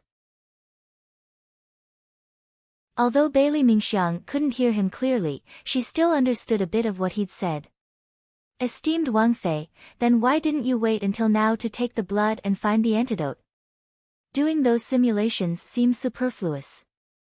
Bailey Mingxiang asked curiously. Taking the blood and finding the antidote now will only take 10 days. I don't have the ability to make the antidote. Han Yunqing did the simulations to save time. She thought that the simulated antidote and the real antidote would only differ by 1 or 2 ingredients. 10 days was enough for her to find the difference. Bailey Mingxiang didn't really understand, but she still nodded. She got up and wanted to get off the bed. Lie down. You don't need to get off the bed to take the blood. Han Yunqing stopped her. Esteemed Wang Fei, Mingxiang has something that needs to be done. Bailey Mingxiang said with a smile. Han Yunqing thought that she wanted to go to the bathroom, so she quickly helped her up. Who would have thought that once Bailey Mingxiang got off the bed, she would immediately kneel down. Esteemed Wang Fei, Mingxiang promises that as long as I can keep my life, I will never marry and will serve you. Han Yunqing was scared and quickly went to help her up. Don't be like this. I already said that I saved you because I didn't want to offend anyone. After all, most of the poison you took was given by me. Esteemed Wang Fei, even if you didn't give him the poison, His Highness would have found it from somewhere else. It's the same. Bailey Mingxiang insisted on not getting up. Han Yunqing felt very helpless. Because of her profession, she had seen too many patients who were grateful at first and made all kinds of promises, but after being cured, they forgot what they said. This wasn't being ungrateful, but when people were sick, they only had one thought in their mind. As long as they were cured, they were willing to pay any price. All right, I'll promise you. Hurry and get up. Han Yunqing was only perfunctory. She knew that no matter what she said now, Bailey Mingxiang wouldn't listen to her. In any case, once she cured the poison and gave Bailey Mingxiang a normal life, she would naturally want to live a good life, marry, and have children. As for serving her for a lifetime, she could just laugh it off. Han Yunqing took Bailey Mingxiang's blood and put it in a small porcelain bottle that she had prepared beforehand. Then, she put it into the detoxification system through the medical kit. Although the detoxification system's process of scanning a person's body for toxins and putting poisonous blood in for testing were two different processes, the toxins were the same. Therefore, this time's test should be very easy for the detoxification system. However, Han Yunqing felt dizzy the entire way back. She even fell asleep as soon as she reached Leisurely Cloud Pavilion. When she woke up, she discovered something very strange. Bailey Mingxiang's blood wasn't human blood, but a type of blood that was very similar to fish blood. The final answer that the detoxification system gave her was, mermaid's blood. Han Yunqing was stunned. She didn't expect the Bailey family to be mermaids. She muttered to herself, no wonder. No wonder. General Bailey doesn't have any experience at all, but he was able to form such a strong navy. Did Long Fei Yi know about this? Han Yunqing ignored her exhaustion and immediately went to find Long Fei Yi.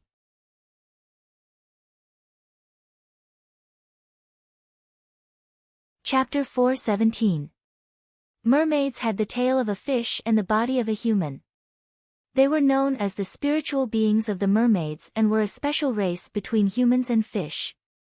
Mermaids produced silk that wouldn't get wet in water. Their tears would turn into pearls, making them extremely precious. Han Yunqing had learned of the existence of mermaids from myths and legends. Mermaids usually lived in the sea, but they also lived in large lakes and rivers. They had high standards for water quality. But from what Han Yunqing understood, mermaids had the tail of a fish and the body of a human. They had to take medicine to leave the water, and they couldn't stay for long. But the Bailey clan was no different from humans. Moreover, they lived on land for a long time. What was going on? Did Long Fei Yi know about this? Did Tianning's previous emperor, who'd ordered the formation of a navy, know about this? Using mermaids to form a navy was a heaven-defying act. After all, the sea was the mermaids' territory. No powerful navy could contend against them. By the time Han Yunqing arrived, Long Fei Yi had put away the annals of the 7 noble families in his hands. Actually, Han Yunqing had long noticed the thick ancient book in Long Fei Yi's hands. Although she didn't know what it was, she recognized its appearance. She remembered that Long Fei Yi had been flipping through this book since he was in South Ning Prefecture. Seeing him so focused on the book, she asked, "What book is this?" Chu Shifeng jumped in fright at her words. Fortunately, Han Yunqing hadn't noticed, or else she would have noticed something amiss. Chu Shifeng was Long Fei Ye's personal bodyguard. He was supposed to be calm and steady, not flustered like this. Normally, he was calm and steady, but he couldn't keep his cool in front of esteemed Wang Fei. Long Fei Yi was unperturbed. "Urgent business?" he asked mildly. His two simple words avoided Han Yunqing's suspicions. Han Yunqing really had come in a hurry, so she didn't ask about the book. Instead, she asked directly, "Did you know that the Bailey clan is a mermaid clan?" This time, Long Fei Yi could no longer remain calm. His hand on the table clearly stiffened. How did this woman know about such a confidential matter? He was certain that Bailey Mingxiang didn't have the guts to tell her. Seeing Long Fei Ye's expression, Han Yunqing immediately understood. "You already knew. How did you find out?" Long Fei Yi quickly regained his composure. "Bailey Mingxiang's blood is very special. I analyzed it for a whole night before I could confirm that it was that." Han Yunqing answered honestly. "You can even analyze this?" Long Fei Yi was very surprised. Without the detoxification system, Han Yunqing couldn't analyze it. She could only see that Bailey Mingxiang's blood was strange, but she couldn't be sure that it was mermaid blood. However, the detoxification system had recorded it. "Your Highness, it's because the Bailey clan is a mermaid clan that you set up a navy in Tianning long ago, right?" Han Yunqing asked seriously. When Bailey Mingxiang started taking poison, Long Fei Yi was still very young. Thus, the one who used Bailey Mingxiang to cultivate Beauty's blood couldn't have been Long Fei Yi, but someone else. In other words, the Bailey clan had been loyal to Long Fei Ye's side from the start. They hadn't been subdued by Long Fei Yi after forming a navy. Yes. Long Fei Yi didn't deny that the Bailey clan was his mother's first move in Tianning. Him becoming Grand Concubine Yi's son was her second move. "Your Tang clan's ambitions are huge." Han Yunqing couldn't help but sigh with emotion. It looked like the Tang clan had been scheming for the world since Tianning's previous emperor's reign. Han Yunqing had no idea that the Tang clan was also loyal to Long Fei Yi. She simply equated the power behind Long Fei Yi to the Tang clan and assumed that the Bailey Navy was a path paved for Long Fei Yi by the Tang clan. She couldn't be blamed for this. After all, Long Fei Yi had told her personally that his parents were both members of the Tang clan. This was a huge misunderstanding. A complicated look flitted past Long Fei Ye's eyes, but it quickly disappeared. He broke into a rare chuckle. "Is your lordship's ambitions big as well?" Han Yunqing felt that his words were strange. Wasn't this guy the Tang clan's representative? She recalled the first time she'd met Aunt Ru. Hadn't the woman only criticized her because she was worried that a femme fatale like her would delay Long Fei Ye's progress? Ruin their Tang clan's plans? Your Highness's ambitions aren't big.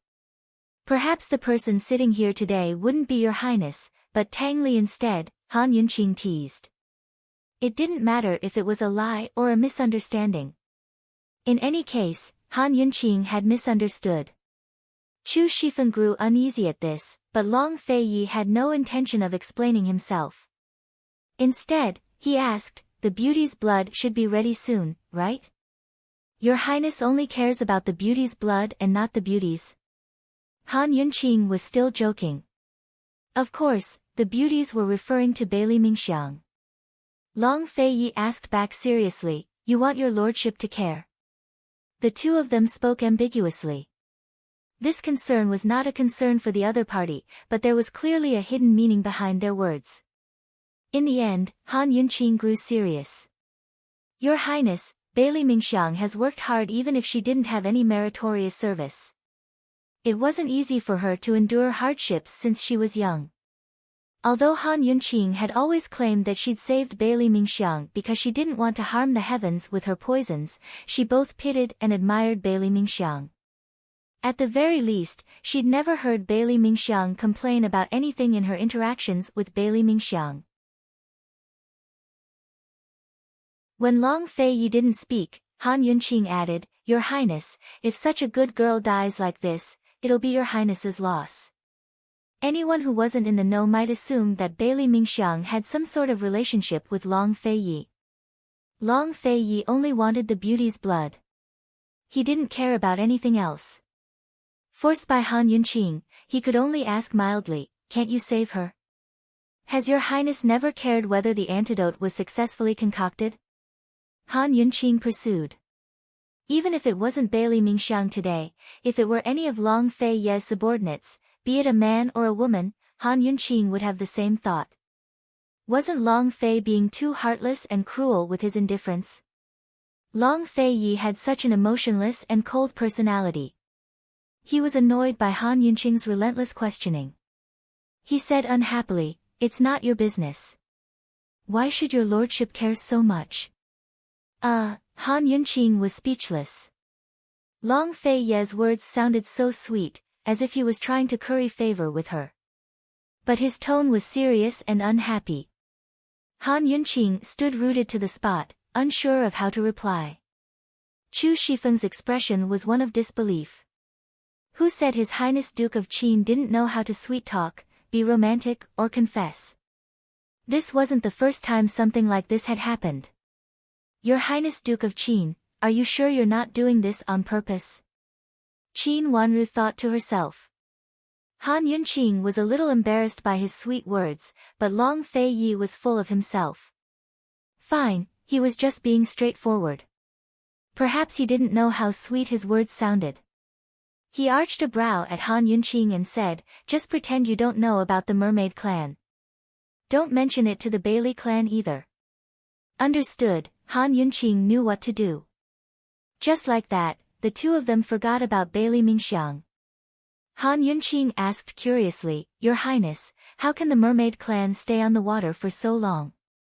The Bailey clan is a branch of the mermaid clan. They're no different from normal people on land, but they show their mermaid characteristics in the water, Long Fei Yi explained. Han Yunqing nodded. She didn't find it strange. Cloud Realm continent had plenty of strange people and strange things to begin with. She thought that the Bailey Navy would definitely become Long Fei Ye's most powerful military force. Mermaids were not only the rulers of the seas, but the masters of the rivers and lakes as well. After Han Yunqing left, Long Fei Yi took out the annals of the 7 noble families again and flipped to a random page. The yellowed page was empty except for 2 large characters, Bailey. Long Fei Yi flipped to the next page and found a detailed introduction of the Bailey clan. The Bailey clan was one of the 7 noble families of the Great Qin Empire and once controlled the Great Qin Navy. They controlled all of Cloud Realm continent's water systems. Of course, that was all in the past and history. Even the annals of the 7 noble families had no record of the Bailey clan being the mermaid clan. It was a secret that the Bailey clan never told outsiders. Your Highness, esteemed Wang Fei is too, Chu Shifeng didn't know what to say. Even the other 6 noble families didn't know that the Bailey clan was the mermaid clan. How did esteemed Wang Fei find out? Actually, Chu Shifeng was only trying to persuade him otherwise. Some things couldn't be hidden from esteemed Wang Fei. His Highness had always been a decisive and ruthless man. He could pick up and let go, win and lose. What couldn't he take? Even if esteemed Wang Fei found out the truth, so what? Esteemed Wang Fei had her own choices, didn't she? Chu Shifeng wanted to coax him further, but Long Fei Yi changed the topic. How's the situation in Northern Li? There's still a lot of activity at the 3-way battlefield, but everything at the horse farms is going according to your Highness's orders. The Northern Dynasty's emperors are only putting on a show. They won't dare to do anything, Chu Shifeng replied honestly. Emperor Tianhui was hoping for the stars and the moon, hoping that Northern Li would go to war. Unfortunately, the 3-way battlefield hadn't made any real moves despite the ruckus. Due to the terrain of the 3-way battlefield, Emperor Tianhui would have ordered Great General Ning to move out first. For now, Emperor Tianhui could only wait patiently. When will Chu Qingge arrive? Long Fei-yi asked next. The bridal procession has already reached Longxi Prefecture. There'll be another 10 or so days before they reach the capital, Chu Shifeng replied. Long Fei-yi nodded and instructed, remember to send His Majesty a big gift on the day of the wedding. Chu Shifeng smiled and nodded. This subordinate understands. Long Fei-yi picked up the annals of the 7 noble families to continue reading. Actually, he didn't care about Tianning's political struggles at all. Over the past few years, he'd set up a trap in Tianning's court to hide the sky with one hand. To him, it was only a matter of whether he wanted to or not. To him, the matters of the 7 noble families were more important. Han Yunqing had no idea about any of this. After figuring out the situation with the Bailey clan, she set her mind at ease and continued her experiments. The blood she'd extracted was already an embryonic form of Beauty's blood, so the detox system could mix the remaining toxins into Bailey Mingxiang's blood to create Beauty's blood. Less than half a day later, the detox system gave her a small bottle of precious Beauty's blood. More accurately speaking, it was called Quasi-Beauty's blood.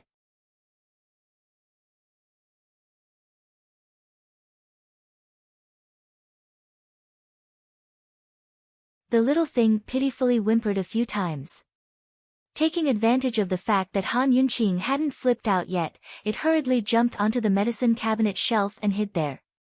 It only wanted to remind Mother Yunxi that Su Xiaoyu had come in. Now that Mother Yunxi had seen her too, it could only endure her anger. Who asked it to be unable to communicate with humans? Seeing Lil Thing run away, Han Yunqing was too lazy to argue. After all, she had more important things to do. Of course, she ignored Su Xiaoyu as well. It was normal for Su Yuyu and Zhao Mama to bring in snacks, so they knew better than to disturb her. After Han Yunqing got rid of the white mouse, she went to fetch another one and began studying it all over again. Su Xiaoyu saw that no one had noticed her, so she didn't dare stay any longer. She hurried out the door. But after Han Yunqing tied up the white mouse, she suddenly turned back to look at the door. Strange. Aside from Lil Thing, even Zhao Mama had been scared out of her wits when she experimented on the white mice in the past. Su Xiaoyu was such a small child, so why wasn't she afraid? Weren't girls most afraid of mice? Moreover, it was a bit cruel and terrifying to tie up a white mouse like this for experiments. But Su Xiaoyu wasn't frightened at all. This child, Han Yunqing, felt a knot in her heart. At this moment, Lil Thing, which was lying on the medicine rack, squeaked a few times, as though it was reminding Han Yunqing of something. Do you find it strange too? Han Yunqing asked. Lil Thing didn't understand and squeaked a few more times. Han Yunqing wanted to ask about it later. At this moment, she didn't have the time to think too much. Being disturbed in the middle of an experiment was really depressing. After sorting out her thoughts, Han Yunqing continued. After administering the poison to the white mouse, the signs of poisoning started to show. A single type of chronic poison wouldn't be fatal, but when so many types of poisons were mixed together, it would definitely be fatal. Black blood flowed out of the 7 orifices of the white mouse and it was on the verge of death. Han Yunqing made a prompt decision and administered the antidote by means of acupuncture. Although acupuncture was the fastest way to detoxify the poison, but she still had to wait for 3 minutes. Han Yunqing bit her finger and stared fixedly at the white mouse's reaction. She had to admit that although these 3 minutes were very short, she was still very nervous. If the antidote she developed had too many deviations, then things would be troublesome. With only 10 days left, it was very likely that she wouldn't be able to make it in time to develop a new antidote. 3 minutes was very short, but Han Yunqing felt that it was very long. In her mind, Bailey Mingxiang's pale face unconsciously appeared. His faint smile was indifferent, generous, and restrained. Suddenly, the white mouse which had been twitching all this time stopped moving. Was it dead or had it been detoxified? Han Yunqing was shocked and immediately went to check the white mouse's pupils. The result was gratifying. The white mouse had only fainted. Han Yunqing immediately activated the detoxification system to do a detailed examination. In the end, she found that the white mouse wasn't completely detoxified, but the poison was mostly gone. There was only a little bit of poison left, but it wasn't fatal. In other words, the antidote she developed using the simulation experiment was still reliable. She just needed to make some minor adjustments to detoxify the poison. Han Yunqing heaved a huge sigh of relief. The hard work she had put in for the past 6 months hadn't been in vain. Bailey Mingxiang, you're lucky. Han Yunqing didn't rest, but immediately started to make minor adjustments to the antidote. She shut herself in the study for an entire night.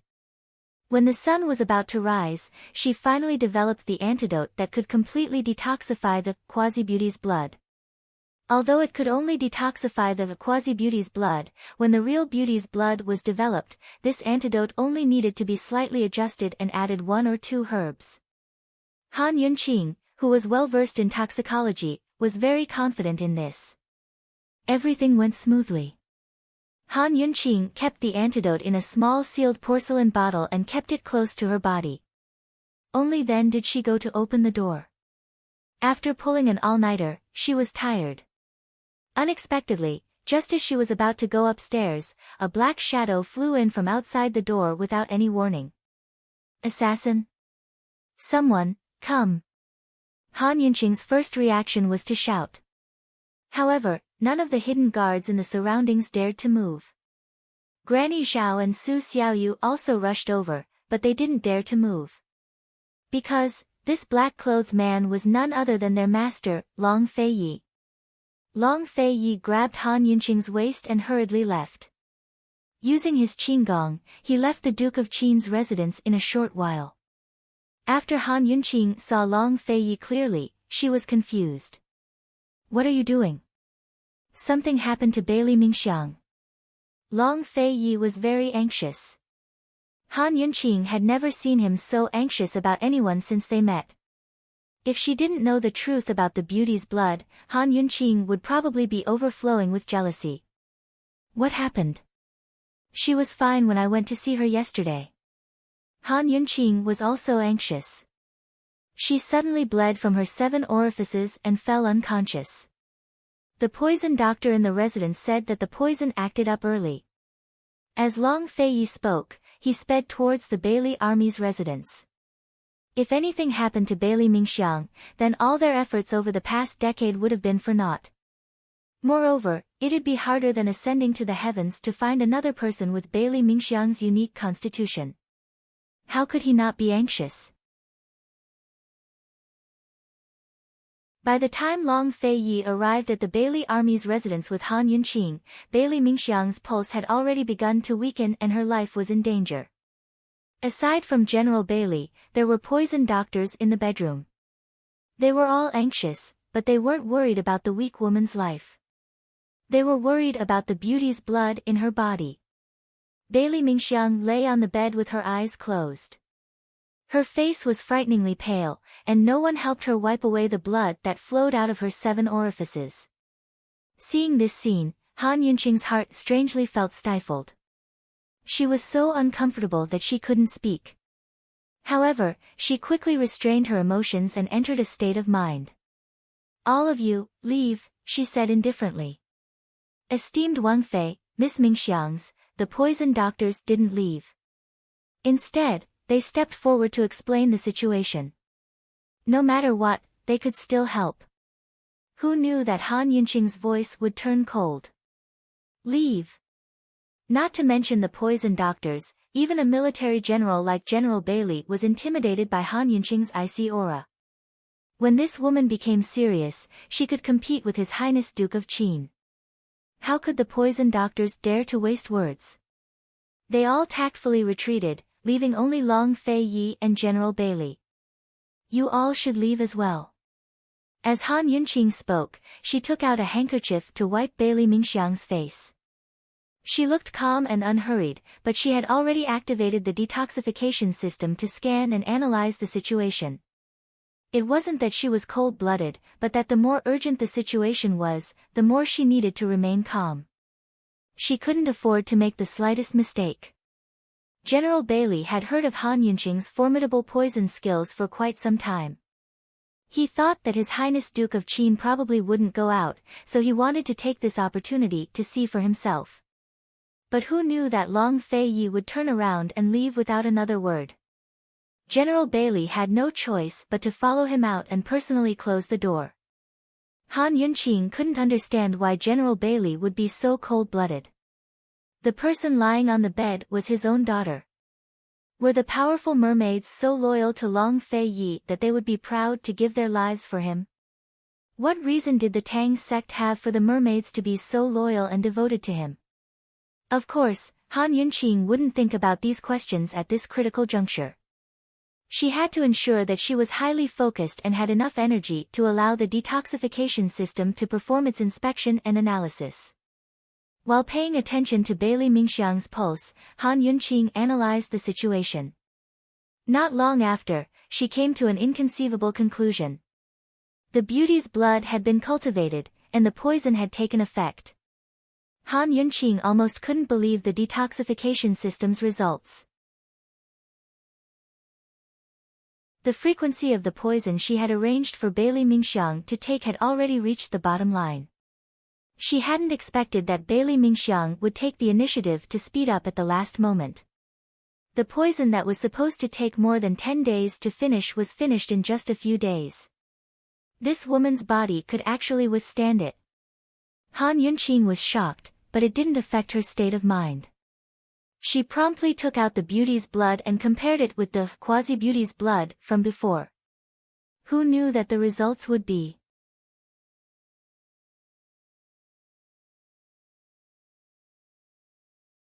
Chapter 419. The beauty's blood cultivated in Bailey Mingxiang's body and the beauty's blood obtained from Han Yunqi's simulated experiment were actually completely identical. Han Yunqing was dumbstruck. She once again suspected that the detoxification system had malfunctioned. She turned off the detoxification system and personally inspected it. Then, she faintly spat out, "I'm a genius." The simulated experiment was actually no different from the real situation. The two were completely identical. Thus, the problem was simple. She didn't even need to make any adjustments to the antidote she prepared. As long as Bailey Mingxiang took it, everything would be fine. Looking at the quiet Bailey Mingxiang, Han Yunqing heaved a sigh of relief. Her heart, which had been hanging in the air for the past half a year, was finally at ease. This kind of outcome could be considered as the heavens taking pity on Bailey Mingxiang. Han Yunqing didn't dare delay any longer and immediately took out the antidote. However, just as she was about to inject the antidote, she suddenly remembered that there was something important that she hadn't done yet. The beauty's blood hadn't been extracted yet. She was so excited that she actually forgot such an important matter. Once Bailey Mingxiang's poison was cured, everything would be for naught. With Long Fei Ye's personality, wouldn't he make Bailey Mingxiang nurture the beauty's blood again? Han Yunqing personally opened the door and invited Long Fei Yi and General Bailey in. She concisely explained the situation. The beauty's blood was saved, and Bailey Mingxiang's life was also saved. Long Fei Yi and General Bailey were naturally overjoyed. General Bailey had a proud expression when he heard this. "Your Highness, Mingxiang didn't disappoint you, right? When has the Bailey clan ever disappointed this prince?" Long Fei Yi countered with a question. These words were undoubtedly the greatest affirmation to General Bailey. He hurriedly bowed. "Thank you for your trust, Your Highness." "Your Highness, how much blood do you need?" Han Yunqing asked in a low voice. Seeing this, General Bailey very consciously avoided the question. His daughter had suffered so much for so many years, even risking her life, but the father and daughter still didn't know the use of the beauty's blood. It wasn't an exaggeration to describe the Bailey clan's loyalty to Long Fei. "I'm not sure. There isn't a lot of perplexing butterfly illusion. You can estimate it yourself." Long Fei Yi also said in a low voice. The beauty's blood was the key to breaking the perplexing butterfly illusion. After all, Bailey Mingxiang's life was at stake. Han Yunqing didn't think too much about it. She cut Bailey Mingxiang's finger and took out a small bottle of blood. The amount was about the same as the amount of perplexing butterfly illusion. After taking the blood, Han Yunqing immediately injected the antidote with acupuncture. Thanks to the countless previous experiments, everything went very smoothly today. It would take some time for the medicine to take effect, but it was certain that Bailey Mingxiang was out of danger. After cleaning up the scene, Han Yunqing sat on the edge of the bed and guarded. Other than her, who else would feel sorry for this woman with a heart of pity? As she looked at Bailey Mingxiang's peaceful face, Han Yunqing was filled with anticipation. She was looking forward to the moment she opened her eyes. She was looking forward to what kind of expression she would have when she found out that she had recovered. Those calm and indifferent eyes would definitely be filled with the joy of a new life, the hope of a new life. This kind of expression was exactly what Han Yunqing, as a doctor, hoped to receive the most in return. Time slowly passed by. Han Yunqing's detox system had been paying attention to Bailey Mingxiang this entire time. It had detected that the poison in her body was gradually weakening. Long Fei Yi didn't have the patience to stand here and guard an unconscious woman. Since Bailey Mingxiang was fine, he was relieved. He calmly said to Han Yunqing, "This prince will wait for you in the guest hall. Come over when you're done." Heartless guy. Han Yunqing muttered. Unfortunately, Long Fei Yi and General Bailey couldn't hear her. General Bailey accompanied Long Fei Yi to the guest hall. They still had important matters to discuss. However, before Long Fei Yi and General Bailey could leave the courtyard, Han Yunqing shouted, "Your Highness." General Bailey. What happened? Long Fei Yi and General Bailey immediately turned back. They saw Han Yunqing holding Bailey Mingxiang's hand.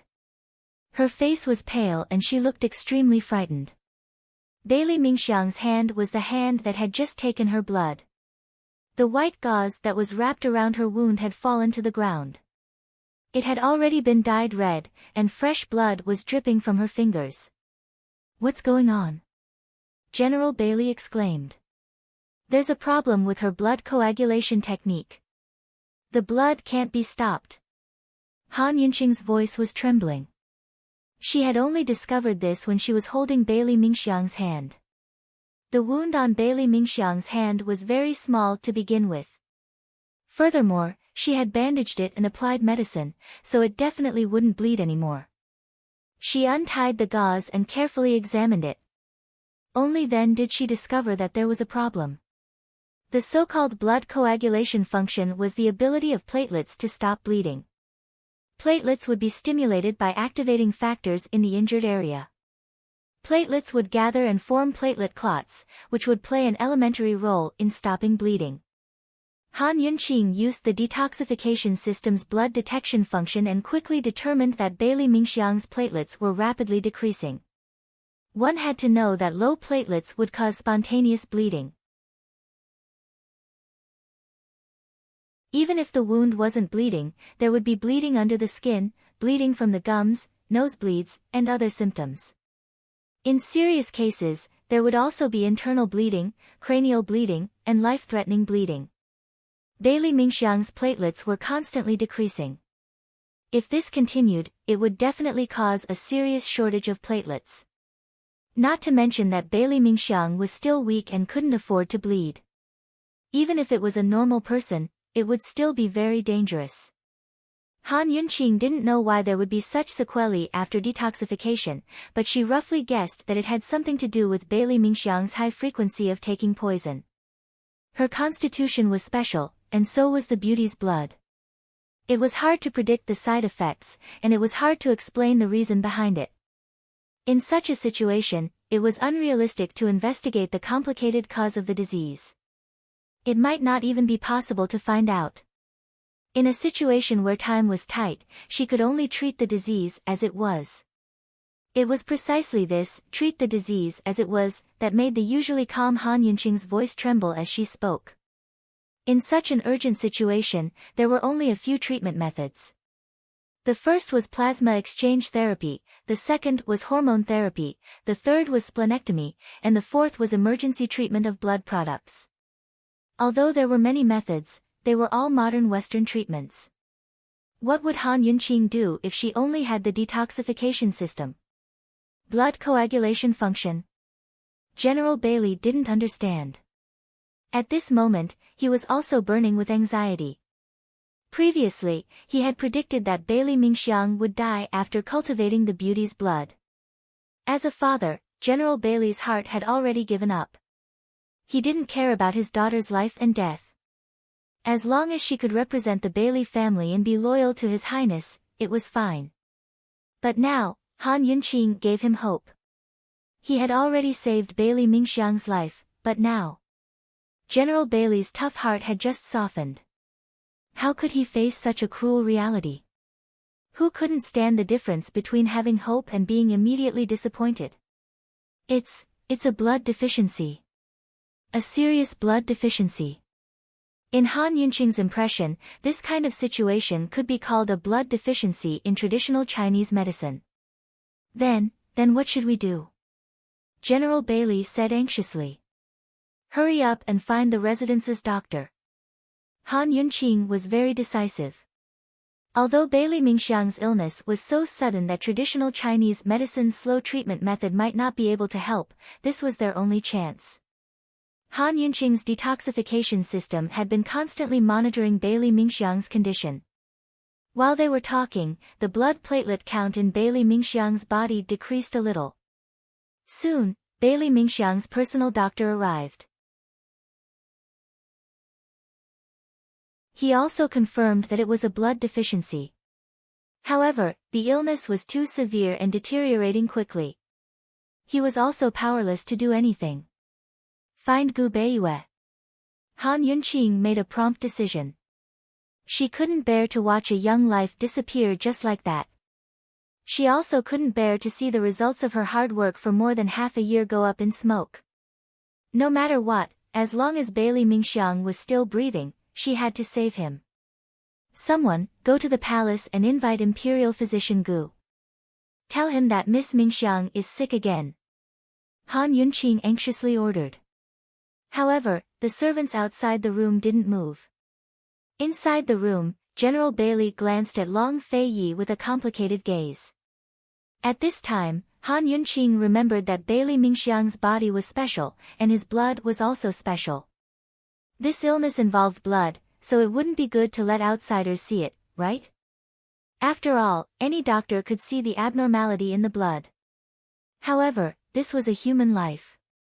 A life that had been loyal to Long Fei Yi for more than 10 years. Long Fei Yi was silent, and so was General Bailey. He had to consider the overall situation. If the entire Bailey clan's secret was exposed for Mingxiang's sake, the gains wouldn't make up for the losses. Seeing that the two were silent, Han Yunqing felt bitterly disappointed. If Mingxiang knew your attitude, how bitterly disappointed would she be? After she finished speaking, she instructed the doctor to take care of Bailey Mingxiang and turned to leave. Where are you going? Long Fei Yi chased after her. If you don't save him, I'll save him myself. Don't worry, I won't reveal any secrets. Han Yunqing angrily replied. At least tell this prince how to save him. Long Fei Yi compromised in the end. Go find Gu Beiyue. I can at least ask him how to treat acute blood loss. Han Yunqing truthfully replied. Although she was angry and anxious, she still maintained the calmness that a doctor should have. Long Fei Yi sighed softly, I'll take you to the palace. Hurry up. Han Yunqing didn't reply. Long Fei Yi took her out and mounted a horse, heading straight for the palace's Imperial Academy of Medicine. Fortunately, Gu Beiyue happened to be on duty and was in the Imperial Academy of Medicine. Long Fei Yi waited outside while Han Yunqing went in alone. She didn't reveal any information and only asked how to treat acute blood loss. This illness is very dangerous. quickly take me to see him. Gu Beiyue was also anxious. You don't need to go, and you don't need to ask too many questions. Just tell me if there's a way. Han Yunqing was very direct. Gu Beiyue was a smart person, so he immediately understood that the situation wasn't simple. He didn't ask too many questions and turned to write a prescription for Han Yunqing. Use this medicine to stabilize his condition first. Quickly go to the Medicine Ghost Valley and ask Gu Qisha for a medicine. If you can get the medicine and take it within 5 days, you'll have enough time to slowly recuperate. Otherwise, what medicine? Han Yunqing asked anxiously. Cinnabar heart. Gu Beiyue said seriously. Thank you. Han Yunqing was overjoyed. She knew that Gu Beiyue would give her hope. She bowed, took the prescription, and immediately left. After she sent someone to deliver the prescription to the Bailey estate, she said to Long Fei Yi, Your Highness, go to the Medicine Ghost Valley now. You must return within 5 days. Gu Qisha isn't in the Medicine Ghost Valley. Long Fei Yi didn't know what cinnabar heart was, but if it could cure such an urgent illness, it must be an expensive medicine. The old butler in the Medicine Ghost Valley couldn't make the decision. He's not here. How do you know? Han Yunqing was surprised. Long Fei Yi subconsciously avoided her gaze. I heard it from my subordinates 2 days ago. Han Yunqing was only surprised that Long Fei Yi wasn't here. She didn't know how Long Fei Yi found out. I don't care anymore. I have to find it. Let's go now. She was very decisive. Long Fei Yi didn't even have the chance to refuse. He could only obey. Note to readers, don't miss out on The Genius Poison Consort's official WeChat account. WeChat ID, Tienkexia Dufiai.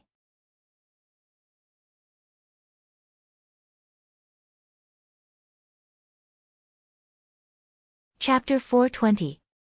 Gu Beiyue said that they had 5 days to find the miraculous medicine, Dan Xian, in Medicine Ghost Valley and return. Otherwise, Bailey Mingxiang would be beyond saving. Han Yunqing said, We have to find it as soon as possible. We have to leave immediately. And so, Long Fei Yi and Han Yunqing set off from the Imperial Academy of Medicine.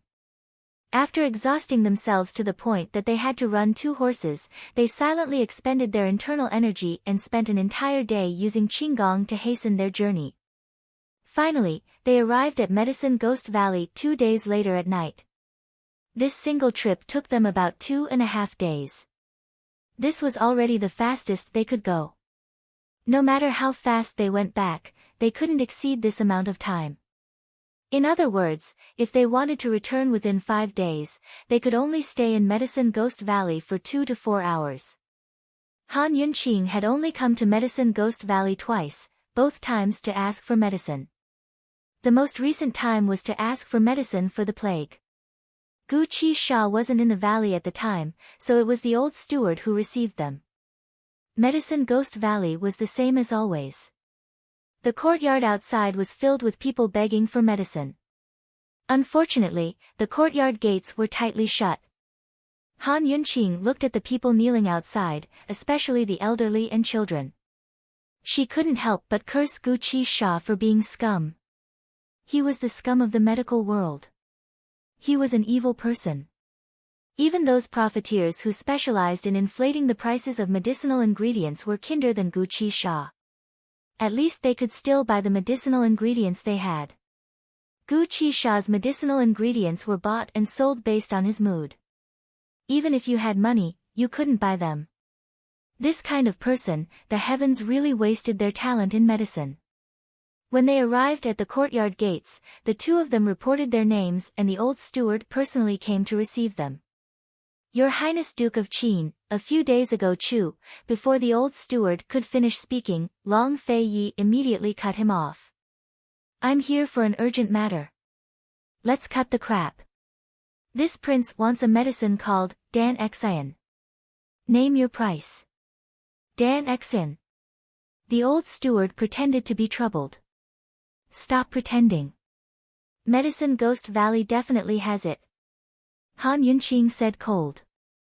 Gu Beiyue said that there was one here, so it couldn't be wrong. The old steward smiled embarrassedly. The heart of herbalism is indeed in the valley. But, how did esteemed Wang Fei know? Cut the crap. I want this medicine. Hurry up and take it out.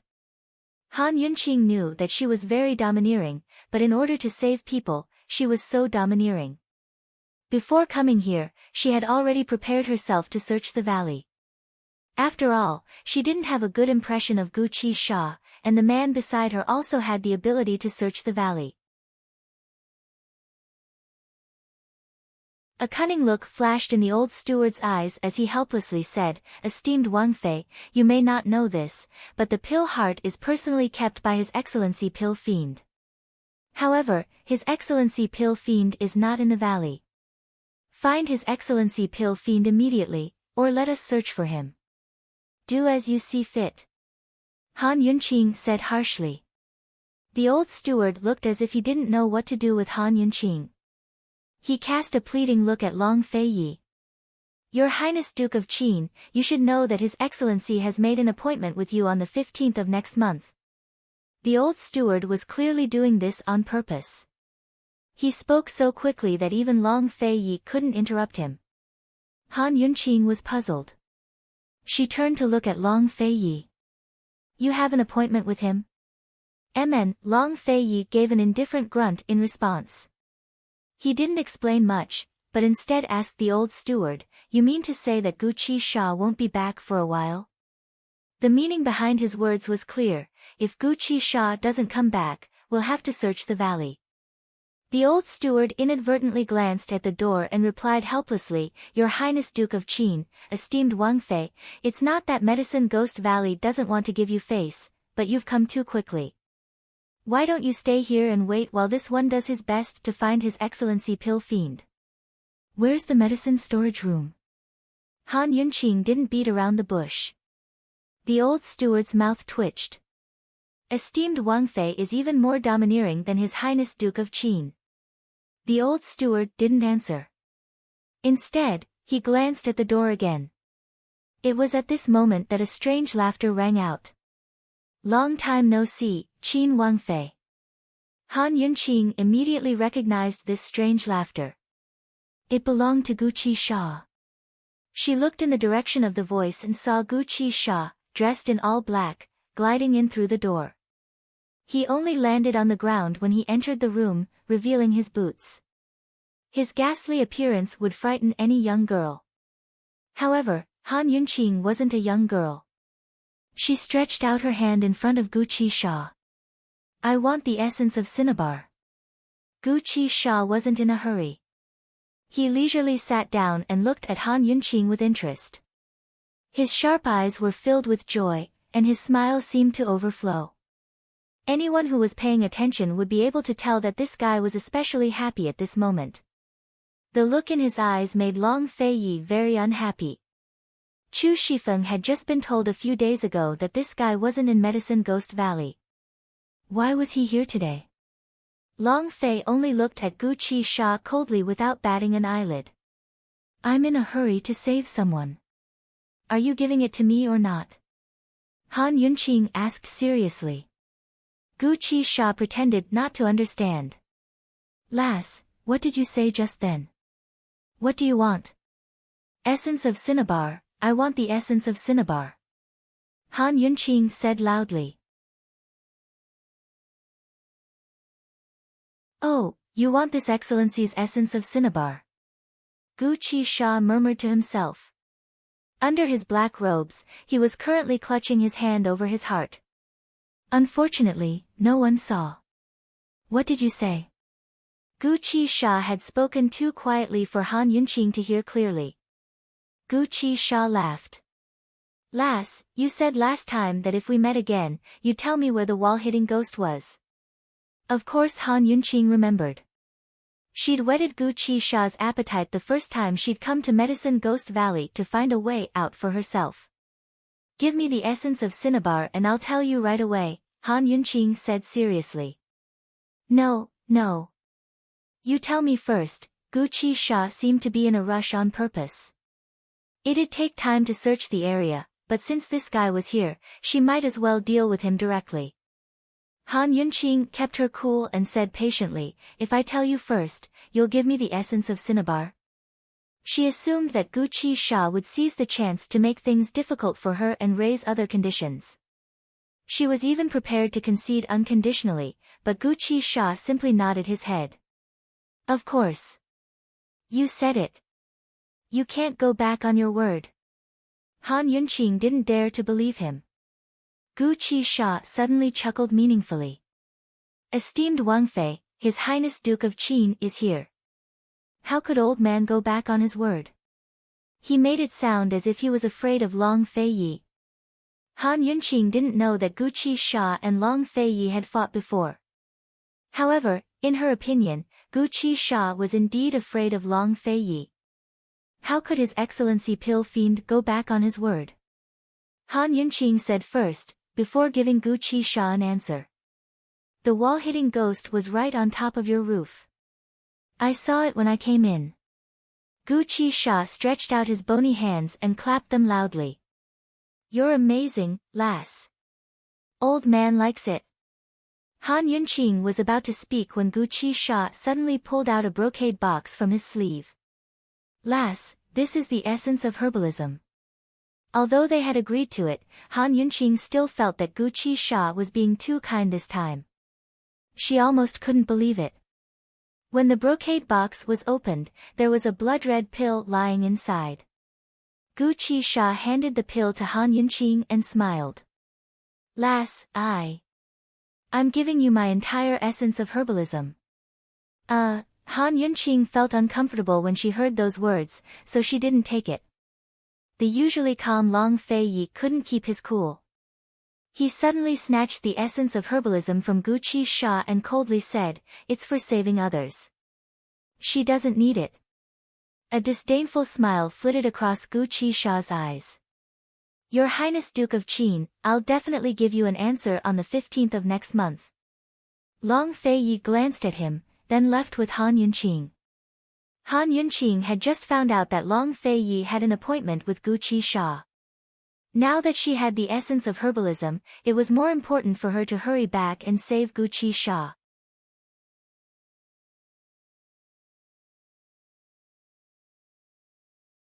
If Bailey Mingxiang knew that His Highness Duke of Qin had sacrificed so much, he'd probably be touched and even more distressed.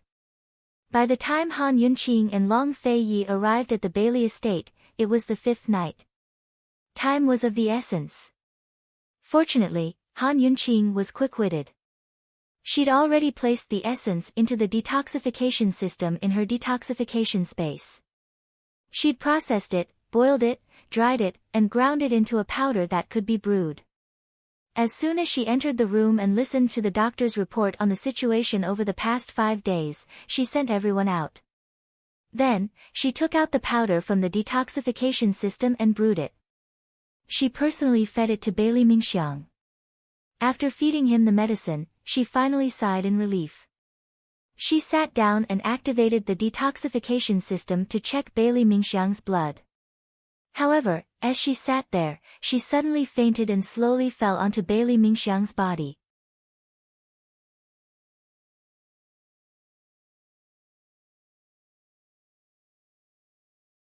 Chapter 421. Han Yunqing silently fainted in Bailey Mingxiang's arms, and the detoxification system immediately stopped working. This time, the fainting wasn't caused by the detoxification system. Han Yunqing was simply too exhausted. On the morning of Bailey Mingxiang's accident, she had pulled an all-nighter. Over the past 5 days, she had been traveling day and night with Long Fei Yi. Although she had taken a nap in Long Fei Ye's arms, she hadn't slept for long. With a life in her hands, she really couldn't sleep. Moreover, Long Fei Yi had been traveling so hard, so how could she sleep peacefully? Her mind had been stretched taut these past few days, and she had neglected her exhaustion. As soon as she relaxed, she couldn't hold on any longer. At the door, Long Fei Yi faced the courtyard with his hands clasped behind his back. General Bailey paced back and forth, both master and servant waiting. After waiting for a while, there was still no movement inside. General Bailey couldn't help but ask, "Your Highness, we've already brought the medicine. There shouldn't be any major problems, right?" General Bailey really wanted His Highness Duke of Qin to go in and take a look. Esteemed Wang Fei would get angry if she was disturbed by others, but if she was disturbed by His Highness Duke of Qin, she probably wouldn't. Long Fei Yi only grunted in response. When Han Yunqing was saving people, he was basically invited out. He had never been there to watch. General Bailey wanted to say something, but hesitated. He could only pace back and forth again. He waited and waited, but suddenly, a loud shout came from inside the room. "Someone! Someone come!" This was Bailey Mingxiang's voice. "What's going on?" Before General Bailey could react, Long Fei Yi had already pushed open the door and rushed in. Bailey Mingxiang had already sat up and was looking at the unconscious Han Yunqing on her lap. Her face was full of terror and she didn't know what to do. When she saw His Highness Duke of Qin rushing over, Bailey Mingxiang was even more terrified. Long Fei Yi pulled Han Yunqing into his arms and asked angrily, "What's going on?" When Bailey Mingxiang saw His Highness Duke of Qin's icy face and blood-red eyes up close, he was so frightened that he didn't know what to do. His mouth opened, but no words came out. She had just woken up, and her memories were stuck a few days ago. She didn't understand the situation at all. Seeing Bailey Mingxiang's reaction, Long Fei Ye's eyes flashed with impatience.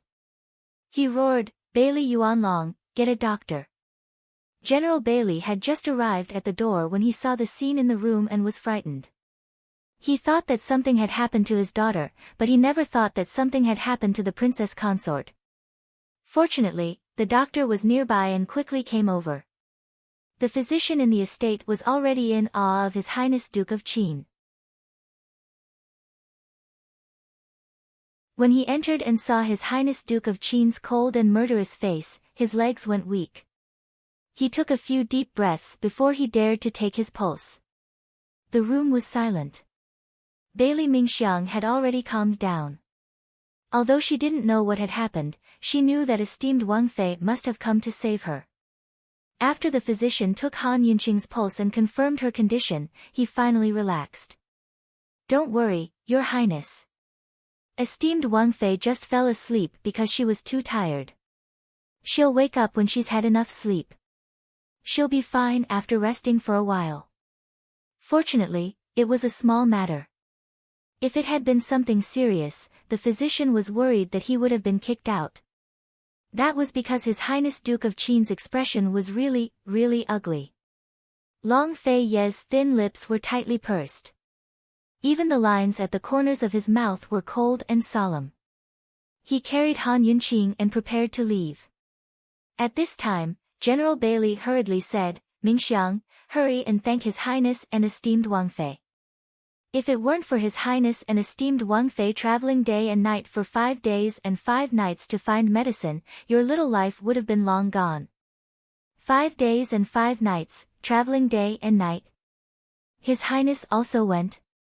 So esteemed Wang Fei fainted from exhaustion because she was trying to save her.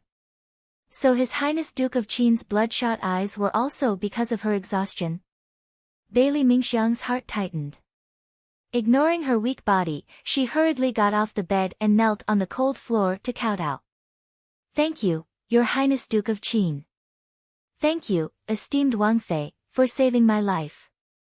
Long Fei didn't even look back as she knocked her head against the ground. Instead, he strode away like a shooting star. As for whether Bailey Mingxiang had taken the medicine and recovered, he didn't care. He was already far away, but Bailey Mingxiang was still kneeling on the ground. General Bailey hurriedly helped her up and had the physician take a look. After the physician's examination, he repeatedly expressed his amazement. Imperial Physician Gu's medicine is indeed miraculous. Mrs. Body is fine, but she's still too weak. She needs to slowly recover. General Bailey was overjoyed. He rewarded the physician and had him withdraw. Bailey Mingxiang finally opened her mouth. Father, His Highness, as a father, he knew best what his daughter was thinking. He told Bailey Mingxiang everything that had happened over the past few days, including the matter of the beauty's blood. You're just disobedient. Esteemed Wang Fei told you to take the medicine slowly, but you just had to eat it all at once. Fortunately, esteemed Wang Fei was only exhausted. If something had happened to her, I'd like to see what you'd do. General Bailey reprimanded. Bailey Mingxiang lowered her head and silently accepted the criticism. She hadn't eaten all of the poison on purpose. That day, when the poison had flared up, she'd been in so much pain that she'd lost all reason. She'd eaten all of the poison in one go. Afterwards, she didn't know what had happened. Some pain couldn't be understood unless one experienced it personally. Thus, no matter how much she explained, it was useless. Others would only think she was being unreasonable. The Bailey clan's mission is to obey. Have you forgotten? General Bailey questioned loudly. Although he loved his daughter, the clan's mission was more important. Bailey Mingxiang raised her head, her eyes clear and resolute. Daughter knows her wrongs. Father, please punish me. General Bailey exhaled. Don't let your thoughts run wild. Be good and take care of your body. I'll send over a few servant girls and mama to serve you later. Bailey Mingxiang's eyes tightened as she quickly lowered her head. This was the first time her father had spoken to her like this in all these years. General Bailey rose to his feet and prepared to leave before he said, Mingxiang, since I've saved your life, I should arrange your marriage for you as well. Which daughter of a large clan had the right to decide their own marriage? No matter who they married, everything had to be done in the interest of the clan. Marrying a daughter-in-law was the same as marrying another clan's power. It was the same with marrying off a daughter. General Bailey's other daughters had all married into powerful and influential clans in Cloud Realm continent, expanding the Bailey clan's sphere of influence. Bailey Mingxiang was the Bailey clan's youngest daughter and the one with the most suitors. As long as she was willing to marry, the Bailey clan would definitely be able to win over an equal number of allies. Bailey Mingxiang kept her head bowed and didn't answer General Bailey. Marriage wasn't something that could be decided in a day or two, so General Bailey was only reminding her first.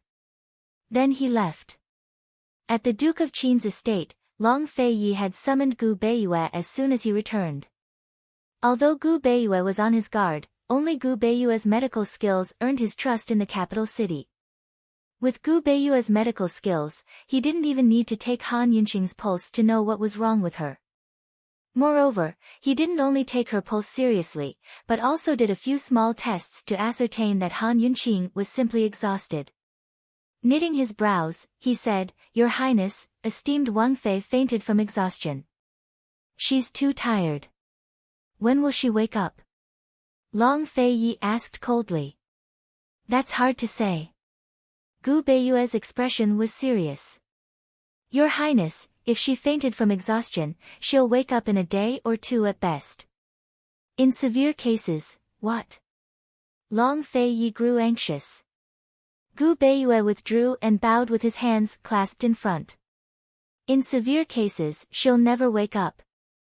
Slap. There was a loud crash as Long Fei Yi slapped the table. The precious ebony tea table shattered into pieces on the floor.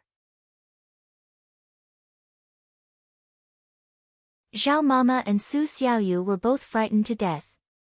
They didn't dare to clean up the mess. What's her condition? Long Fei Yi asked angrily. Your Highness, please calm your anger. Esteemed Wang Fei's condition isn't that serious yet. This official can't give you an exact time, but I can guarantee that she'll wake up within 3 days. I hope Your Highness can remind esteemed Wang Fei not to overwork herself in the future. This official will prescribe some nourishing herbs. When esteemed Wang Fei wakes up, she can drink them frequently. Gu Beiyue hurriedly replied. Long Fei Yi finally let out a big sigh of relief. The sound of his exhalation was especially loud in the silent room. Zhao Mama couldn't help sneaking a glance at him. This was the first time she'd seen her master's emotions written all over his face. Gu Beiyue wrote down a prescription on the spot. All of the herbs he wrote were very expensive and nourishing herbs. Many of them weren't even available in the Imperial Hospital. They had to go to Medicine City to buy them at a high price. Some of them were so expensive that they were the only ones in the world.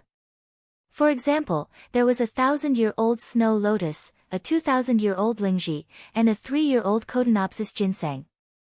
Even if they were able to buy these herbs, they would be treasured. Who would be willing to eat them? However, since Gu Beiyue had written them out, he believed that Long Fei Yi had the ability to find them for Han Yunqing to eat. Actually, Gu Beiyue could determine the exact time Han Yunqing would wake up, but he exaggerated it on purpose. He didn't want Han Yunqing to tire herself out all day. Besides Long Fei Yi, who else could control this woman? Han Yunqing, does finding someone who can protect you better than me to stay by your side count as protecting you? Gu Beiyue felt his heart ache at the sight of Han Yunqing's ashen white face. He was a little reluctant to part with her, but in the end he still bid farewell. Long Fei Yi glanced at the prescription before handing it over to Chu Shifeng. Hurry and find them. Find 3 portions for your lordship first. Chu Shifeng grew gloomy. They couldn't even find a single portion of the herbs here, but His Highness wanted to find 3 portions. And find 3 portions first. Sob, he only begged esteemed Wang Fei to get better quickly. Your Highness, drink some water. Don't tire yourself out, Zhao Mama carefully offered him a cup of warm water. Long Fei Yi accepted it and waved a hand to dismiss them all. Once Xiao Mama and Su Xiaoyu had both left, Long Fei's frosty face finally softened. He looked at Han Yunqing, his eyes filled with heartache that was so thick it couldn't be dispelled. He gently stroked Han Yunqing's face and said helplessly, "Your lordship was careless and you ended up like this." He was used to being alone and didn't need to worry about another person. But now he realized that he had to pay more attention to this woman. Long Fei Ye's fingers brushed past Han Yunqing's dry lips before he immediately drank a mouthful of warm water. He slowly leaned closer and began to feed her mouth, but right at this moment.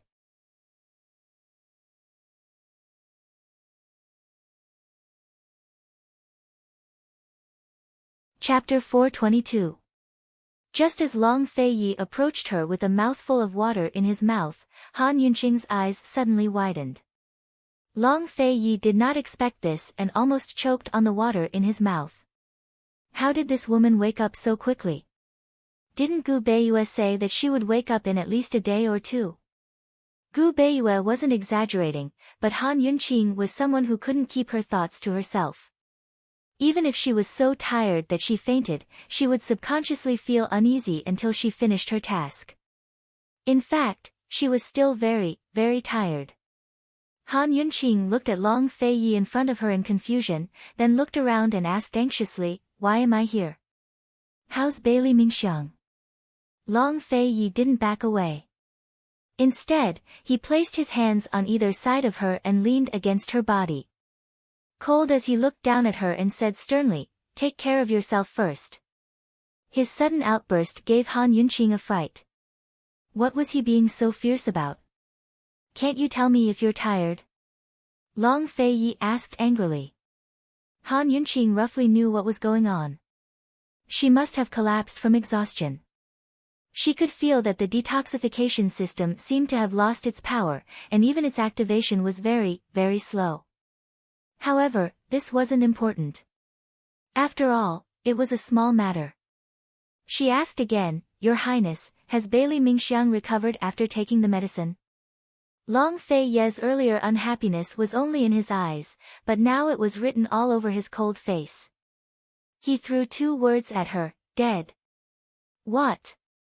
Han Yunqing was shocked and wanted to get up, but Long Fei Yi pressed her down hard. Han Yunqing was in pain, but she didn't care.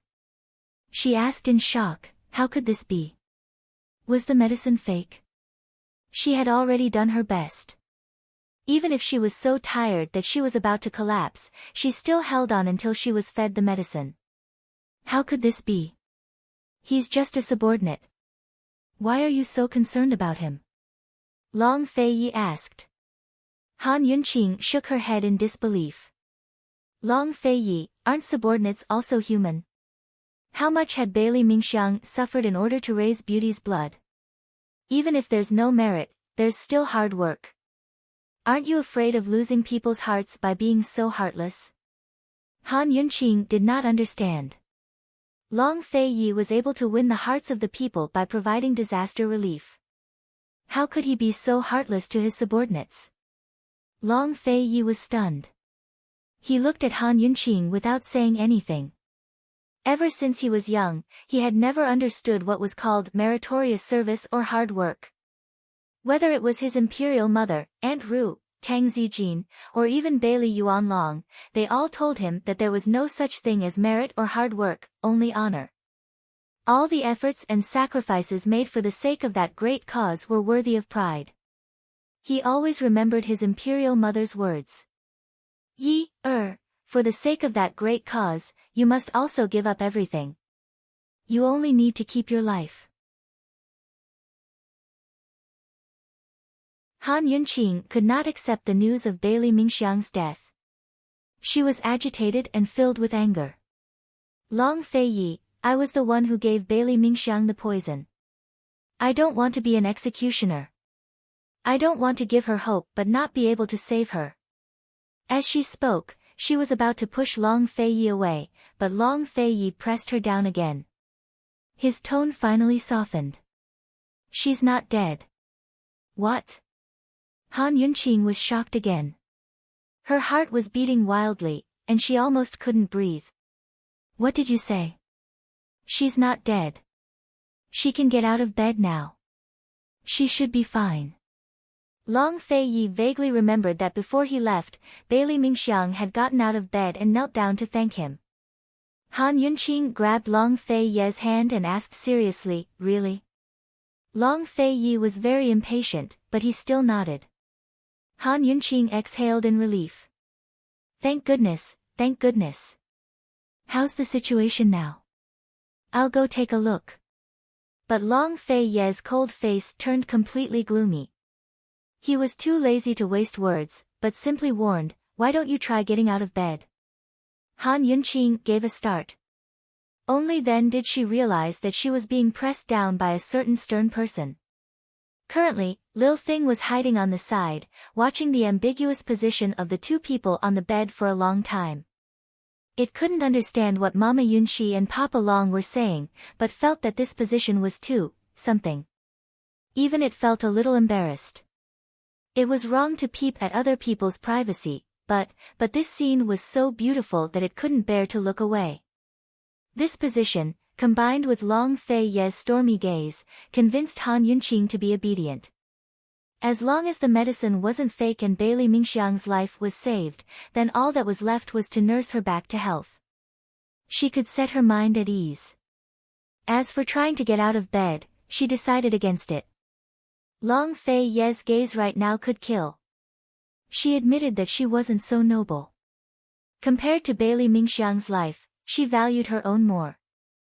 Han Yunqing's expression was docile as she pursed her lips, not daring to speak. Long Feiyi looked at her.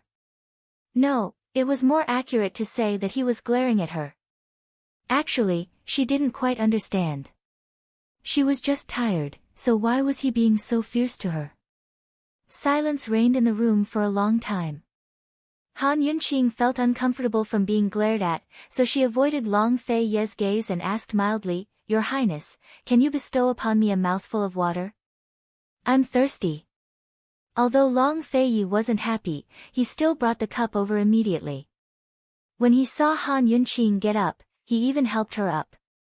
However, before he could completely help her up, Long Feiyi suddenly pressed her down again. What was this guy doing? Han Yunqing fell back onto the pillow. She was baffled and almost flipped out. Who knew that Long Feiyi would drink a mouthful of water and lean in very, very close to her? Han Yunqing's eyes widened. She seemed to have realized something and her first reaction was to purse her lips. Long Feiyi had water in his mouth and couldn't speak, but he raised his chin at Han Yunqing, indicating for her to open her mouth. This ambiguous action, this seductive expression, it was as bad as it could get. This man was very close to her. His hot breath scattered on her face, and his smooth chin was neither close nor far, occasionally touching her face. Han Yunqing's entire body tensed up. This was the first time she realized that this emotionless and cold man could be so bad. "Give me a mouthful of water to drink," was actually interpreted in this way. She was drunk. Han Yunqing didn't open her mouth, so Long Feiyi kept rubbing against her. Han Yunqing glared at him, but he simply pressed his lips against hers. On the rafters, Lil Thing covered its eyes with its paws, but still peeked between its fingers. It discovered that Mama Yunqi was really getting bolder and bolder, while Papa Long was getting naughtier and naughtier. Lil Thing was clearly a bystander, but it was very, very nervous. It didn't even dare to breathe too loudly for fear of being discovered. Han Yunqing stubbornly refused to budge, but Long Feiyi wasn't so kind. He actually reached out and pinched Han Yunqing's nose. "Is this even possible? Long Feiyi, you can't play like this." Han Yunqing was so anxious that she tried to push him away, but she couldn't. Soon enough, she found it hard to breathe and could only open her mouth. Long Feiyi was very satisfied and took the chance to pass the water over. Han Yunqing felt disgusted at such a thing. She couldn't accept it, but when faced with her beloved, she didn't feel any repulsion in her heart at all. Of course, Han Yunqing had no experience with such things. Long Fei carefully and seriously fed her, so she didn't dare to resist. Instead, she accepted the food even more carefully than Long Fei. This was a technical job, so it was easy to choke on it. Long Feiyi finished feeding her a mouthful, then drank another. "Your Highness, just giving me a mouthful is enough," Han Yunqing murmured. Long Feiyi ignored her and pressed closer. Han Yunqing only half resisted and half agreed to cooperate with him. Just like that, he fed her mouthful by mouthful. Long Feiyi, who was also inexperienced, became more experienced as he fed her. Soon, he finished feeding her a cup of water. Finally, he asked, "Are you still thirsty?" Han Yunqing immediately shook her head. "No." However, Long Feiyi asked again, "Are you hungry?" Han Yunqing was shocked. She was obviously hungry, but she shook her head resolutely. "I'm not hungry." Fortunately, Long Feiyi didn't ask any more questions. He was finally willing to stand up. "I've seen Gu Beiyue. You're too tired and your condition is very serious. You need to rest well."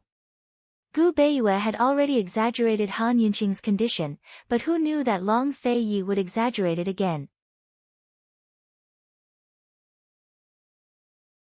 Han Yunqing was very clear about her own condition, but when she heard Long Feiyi's words, she couldn't help but suspect that she was really exhausted. Thus, she nodded obediently. "Regarding the perplexing butterfly illusion, there's no rush," Long Feiyi said calmly. Now that he had the beauty's blood, his research on the perplexing butterfly illusion had taken a step forward. Han Yunqing didn't feel anything at first, but when she heard Long Feiyi's words, she suddenly realized how much this guy cared about her. He actually wanted her to put aside something as important as deciphering the perplexing butterfly illusion for the time being. Her heart, which had been a little chaotic from being bullied earlier, suddenly calmed down. Thinking back to his anger just now, she finally understood his worries. Han Yunqing looked at Long Feiyi, her gaze and voice gentle. "Your Highness, don't worry. I'm fine." When Han Yunqing looked at him like this, Long Feiyi actually felt uncomfortable. He didn't say anything else, and only got up after tucking Han Yunqing in. Han Yunqing looked at the blanket that was tucked tightly in by him, a blissful smile on her face. Sometimes, pledges of undying love weren't as important as a small gesture. After Long Fei Yi left, he immediately ordered Zhao Mama to bring in the food. He also said, "Let esteemed Wang Fei rest well. Without this prince's orders, she's not allowed to leave." Zhao Mama was overjoyed. She saw esteemed Wang Fei bustling about every day, so she had been hoping for her to get sick and stay in leisurely Cloud Pavilion for a few days. Taking care of patients and nursing their bodies was what Zhao Mama was best at. Because of her exhaustion, Han Yunqing's detox system couldn't work for the time being. She could only put aside the matter of the perplexing butterfly illusion for now. She lazily curled up on the bed, looking at the gloomy sky outside the window. She suddenly realized that this weather was very suitable for slacking off. She was very glad. Thanks to this illness, she could steal half a day of leisure. However, before the sky turned dark, Han Yunqing realized that she definitely couldn't afford to slack off. She didn't understand the poison system and was very bored. She wanted to go downstairs to the study, but Zhao Mama didn't let her. "Esteemed Wang Fei, His Highness said that you need to rest well," Zhao Mama said as she brought in a bowl of ginseng soup. Han Yunqing was thoroughly enraged. "Still want to drink? Do you think I'm in confinement?" In just a day, Zhao Mama had brought her more than 10 bowls of soup. 100-year-old hen with astragalus root, 1000-year-old snow ginseng stewed with hen, poria and atractylodes macrocephala stewed with hen, donkey hide gelatin stewed with hen, and even bird's nest stewed with hen. "Esteemed Wang Fei, you'll have to suffer first. His Highness has already sent someone to find Imperial Physician Gu's prescription."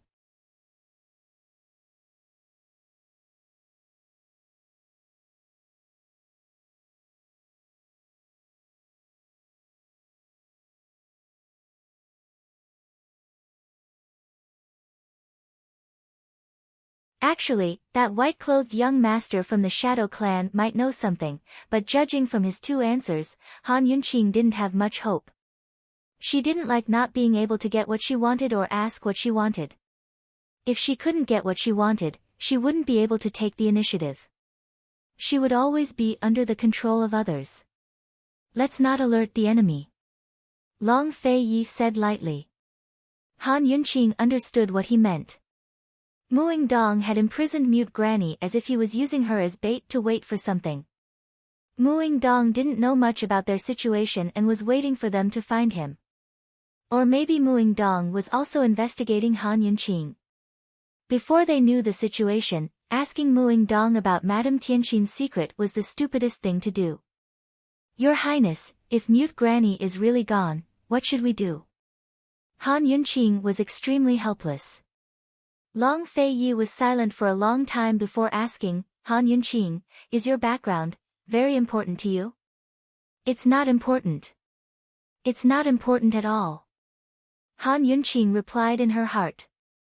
She wasn't the real young miss of the Han family. Miss Han's background had nothing to do with her at all. Helpless, Han Yunqing couldn't tell Long Fei Yi so much. This was her secret alone. "My mother died in childbirth. This matter is very strange. If someone wanted to kill my mother back then, why did they leave me alive? Tianxin is Mu Xen. Does my father know of my existence? Is he looking for me? Is he in contact with Muing Dong?" Han Yunqing said seriously.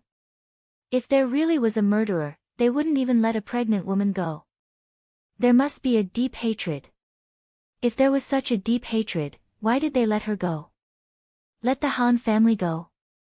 This was strange. There must be a reason for leaving her alive. Also, that young master from the Shadow Clan, Han Yunqing didn't know what to say. Although the white-clothed young master had repeatedly said that he saved her and helped her for the sake of the poison beast, she felt that it wasn't the case. It was a kind of protection with his life.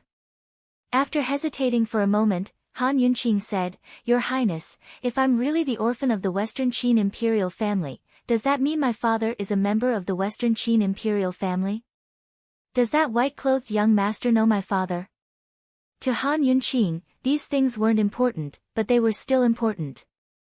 Although she wasn't the real young miss of the Han family, she had inherited the identity of the young miss of the Han family.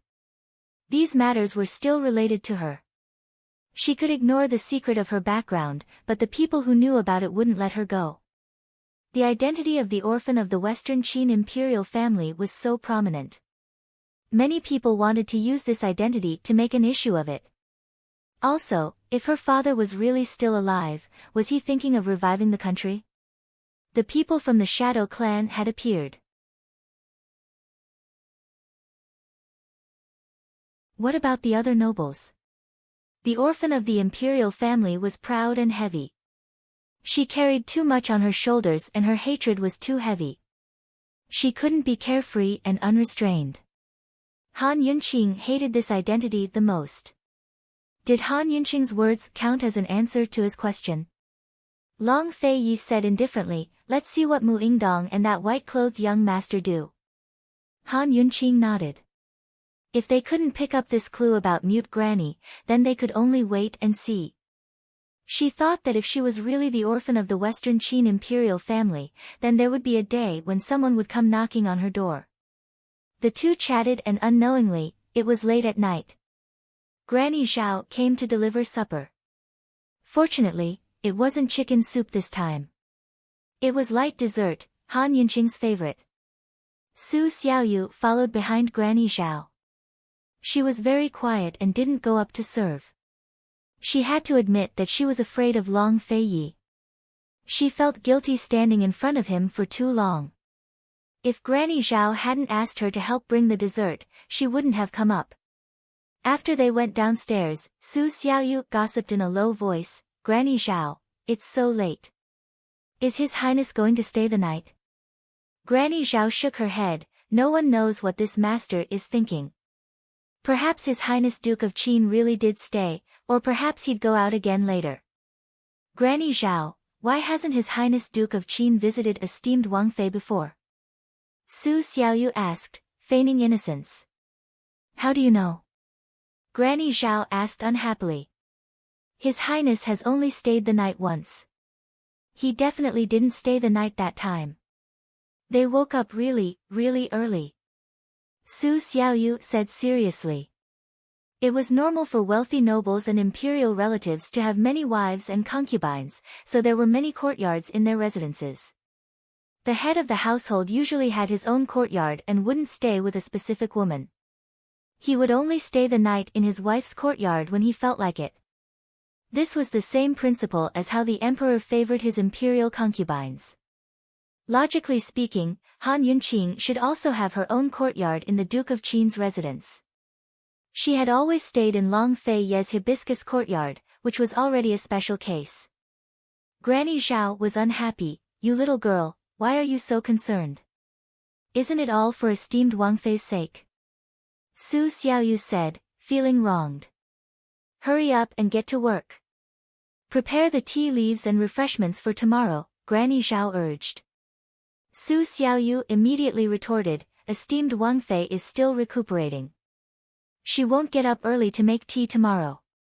What if His Highness stays the night? Won't His Highness drink it?" Granny Zhao asked patiently. Sometimes she felt that little Yu was very smart, but other times she felt that she was as stupid as a pig. "Yu understands. I'll go right away." Su Xiaoyu quickly went to the courtyard to prepare.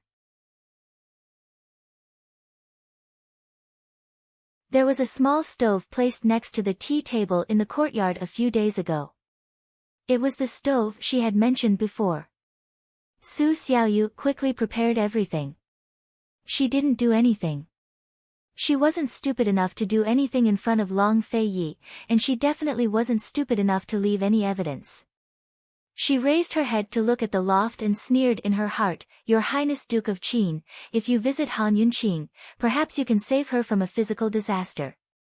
Although she was afraid of Long Fei Yi, even the strongest man would let his guard down when he was in the midst of making love. She naturally dared to peek. Su Xiaoyu waited and waited, but unfortunately, she waited in vain. Late at night, Long Fei Yi got up and tucked Han Yunqing in as usual. "It's time to sleep. Your Highness should also rest early.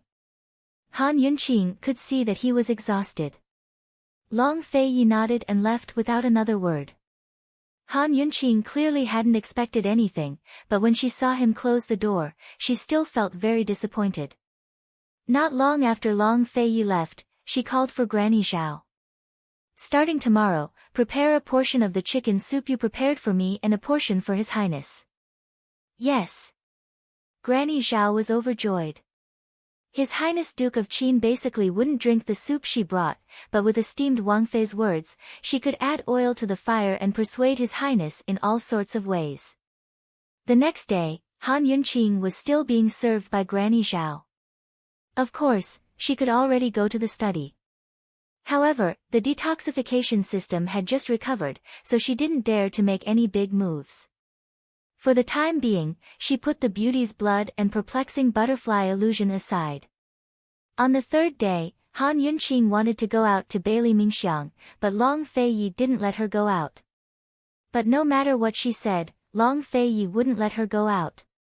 Han Yunqing, who had been immersed in her little happiness, finally realized that something was wrong. Long Fei Yi had actually ordered Granny Zhao not to let her go out long ago. Han Yunqing was gloomy. I'm already fine. You're putting me under house arrest. You need to rest for at least a month. Long Fei Yi said. Have Gu Beiyue come take a look. I'm really fine. If I'm cooped up at home, I'll get sick from boredom, Han Yunqing said seriously. Long Fei Yi didn't even think before replying, it was Gu Beiyue who said you needed to rest at home for a month. Han Yunqing wanted to cry, but no tears came out. At this time, Granny Zhao hurried over. Your Highness, a guest requests an audience. A guest requests an audience? Anyone who could come to the Duke of Qin's residence to request an audience wasn't an ordinary person. After all, everyone knew that His Highness Duke of Qin rarely received guests. Since Granny Zhao had come to report, this person shouldn't be simple. Han Yunqing was still trying to guess, but who knew that this person was looking for her, and not Long Fei Yi? Granny Zhao said, Your Highness, it's Miss Mingxiang from the Bailey estate. She requests an audience with esteemed Wang Fei.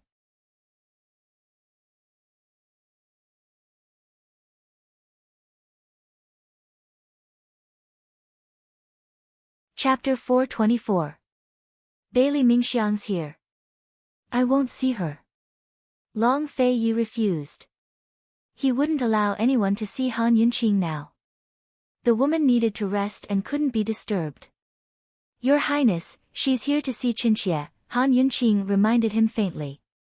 Long Fei Yi ignored her and said to Zhao Mama in his cold voice, Wang Fei needs to rest, so I won't see her. Zhao Mama didn't know about the beauty's blood, but she knew the Bailey clan was loyal to His Highness Duke of Qin. She quite liked Miss Mingxiang. Of course, since His Highness Duke of Qin had said so, she could only do as she was told. Yes. Zhao Mama was about to leave when Han Yunqing called her back. Stand still. Zhao Mama felt sad and obediently stood there without a sound. Han Yunqing said mildly, Your Highness, Miss Mingxiang's here saves Qinxie a trip.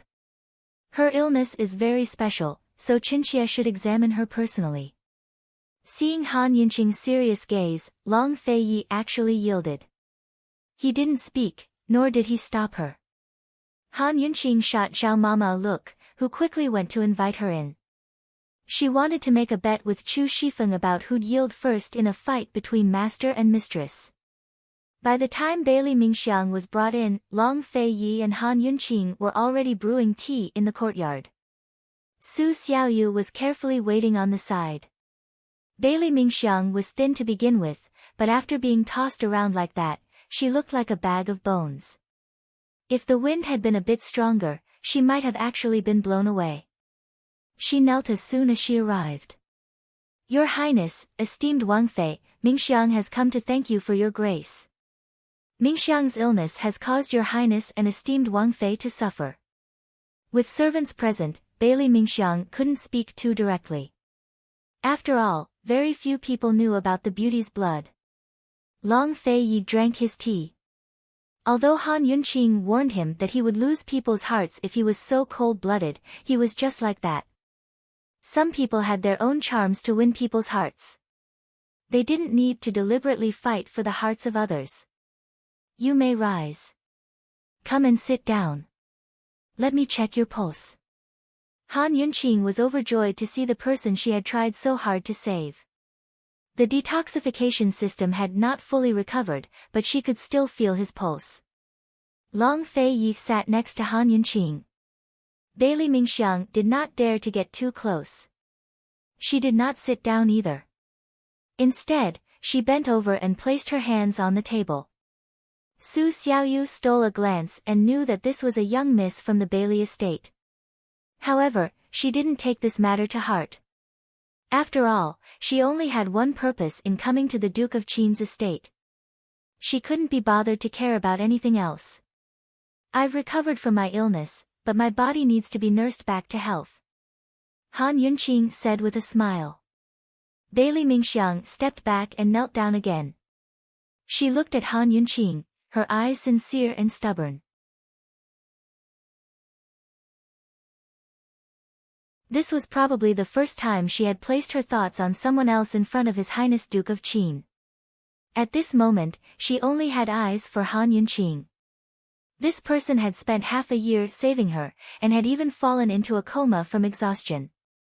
In this world, she was the only person who truly treated her well. Esteemed Wang Fei, Mingxiang owes her life to you. Mingxiang said that as long as Mingxiang survives, I'm willing to serve you for the rest of my life. Bailey Mingxiang said as she prostrated herself on the ground. In an instant, everyone looked over in shock, including Long Fei Yi. Although the Bailey estate was under His Highness Duke of Qin's control, Bailey Mingxiang was still a young miss of a noble family. How could she be willing to be a servant for the rest of her life? Wasn't this a little too? Han Yunqing had long since known about this. She felt extremely helpless. All right. Get up first and we'll talk. Not only did Bailey Mingxiang refuse to get up, she didn't even raise her head. She kept kowtowing to the ground. Esteemed Wang Fei, please agree to Mingxiang's request. Han Yunqing didn't want to, but she never knew how to turn people down tactfully. Thus, she didn't beat around the bush and simply refused. I don't need you to wait on me, so you don't need to ask for more. Esteemed Wang Fei, Mingxiang is sincere. Bailey Mingxiang said anxiously. I'm also sincere. I really don't need it. Han Yunqing said that Long Fei Yi was heartless, but she was also very decisive. Bailey Mingxiang fell silent. She slowly raised her head to look at Han Yunqing. Esteemed Wang Fei, Mingxiang is begging you. Han Yunqing wanted to refuse again. However, she suddenly saw a sense of helplessness in Bailey Mingxiang's eyes. It didn't seem like she was begging her to repay her kindness. Instead, it seemed like she was begging her for help. Could it be that there was something behind the scenes that she didn't know about? Han Yunqing looked at Long Fei Yi and probed, Your Highness, what do you think? Bailey Mingxiang was brimming with talent. She was educated, polite, and smart. She was also a few years older than Han Yunqing. It wasn't a bad idea to keep her as both a maid and a friend. Moreover, Bailey Mingxiang was definitely a reliable person. At the very least, she was more reliable than Su Xiaoyu. If Han Yunqing needed someone to serve her, she was a good choice. Long Fei Yi indifferently said, It's up to you. Upon hearing this, Bailey Mingxiang's heart was filled with complex feelings. However, she gritted her teeth and tried her best to suppress all her thoughts and feelings. From the moment she was reborn, she told herself that since she had chosen to serve esteemed Wang Fei for the rest of her life, then there were some things and some feelings that she could only bury in her heart forever. She had to bury them deep and not think about them. Han Yunqing saw that Long Fei Ye's attitude didn't seem like he wanted to make things difficult for Bailey Mingxiang. She pondered in her heart, Could it be that something had happened at the Bailey Army estate? She hesitated for a moment before saying, "You stay here. I'll think about it and give you an answer later." This was a concession. Bailey Mingxiang was overjoyed. "Thank you, esteemed Wang Fei. Shouldn't you get up now?" Han Yunqing helplessly asked. Bailey Mingxiang was a little embarrassed and quickly got up. "Is esteemed Wang Fei feeling better?" "She's fine. It's not a big deal," Han Yunqing said as she placed a teacup over. She motioned for Bailey Mingxiang to sit as she poured tea for herself and Bailey Mingxiang. With Long Fei Yi around, how could Bailey Mingxiang dare to sit with him? She still remained standing. Long Fei Yi saw that his teacup was empty and knew that Han Yunqing and Bailey Mingxiang had something to talk about. They were chasing him away. He wasn't interested in two women chatting. Coldly, he said to Zhao Mama, "Serve her." With that, he got up and left. As soon as Long Fei Yi left, Han Yunqing smiled. "Bailey Mingxiang, can you sit down and talk properly now?" However, Bailey Mingxiang was very cautious. He glanced at Zhao Mama and Su Xiaoyu. Han Yunqing immediately understood and sent the two of them away. "Did your father make things difficult for you?" Han Yunqing asked. Bailey Mingxiang smiled faintly. "Esteemed Wang Fei is indeed smart. What's going on?" Han Yunqing was puzzled. Bailey Mingxiang had already cultivated beauty's blood. What else did her father want to do with her? "Esteemed Wang Fei, Mingxiang didn't come here to seek refuge because my father made things difficult for me. Mingxiang sincerely wants to stay by your side." Bailey Mingxiang had to explain this matter clearly. Han Yunqing didn't care so much. In any case, she was certain that Bailey Mingxiang wouldn't stay by her side for long. How could such a young girl's heart not fly away once she met her sweetheart? This kind of thing was human nature. Han Yunqing didn't care much about things like repaying a debt of gratitude. "Tell me, what's going on?" Han Yunqing asked. "Father wants to arrange a marriage for me." Han Yunqing understood the moment she said this. How could the marriage of a daughter of a large family be so simple?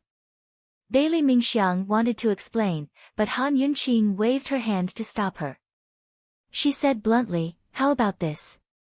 I can keep you, but if you meet someone you want to marry one day, you mustn't hide it from me." Han Yunqing thought for a moment, then said, "You can stay here and help me prepare the medicine. Also, you can take care of the poisonous plants in the courtyard. You don't have to do anything else." In the end, she came from a large family. How could a servant do well? Bailey Mingxiang had taken poison for many years, so she was more sensitive to poisons than the average person. Han Yunqing suddenly realized that she'd become kinder.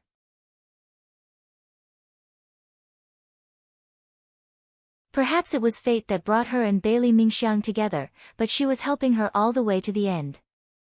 Bailey Mingxiang was so moved that she didn't know what to say. She wanted to kneel again, but Han Yunqing hurriedly stopped her. Don't. You should go back and rest first.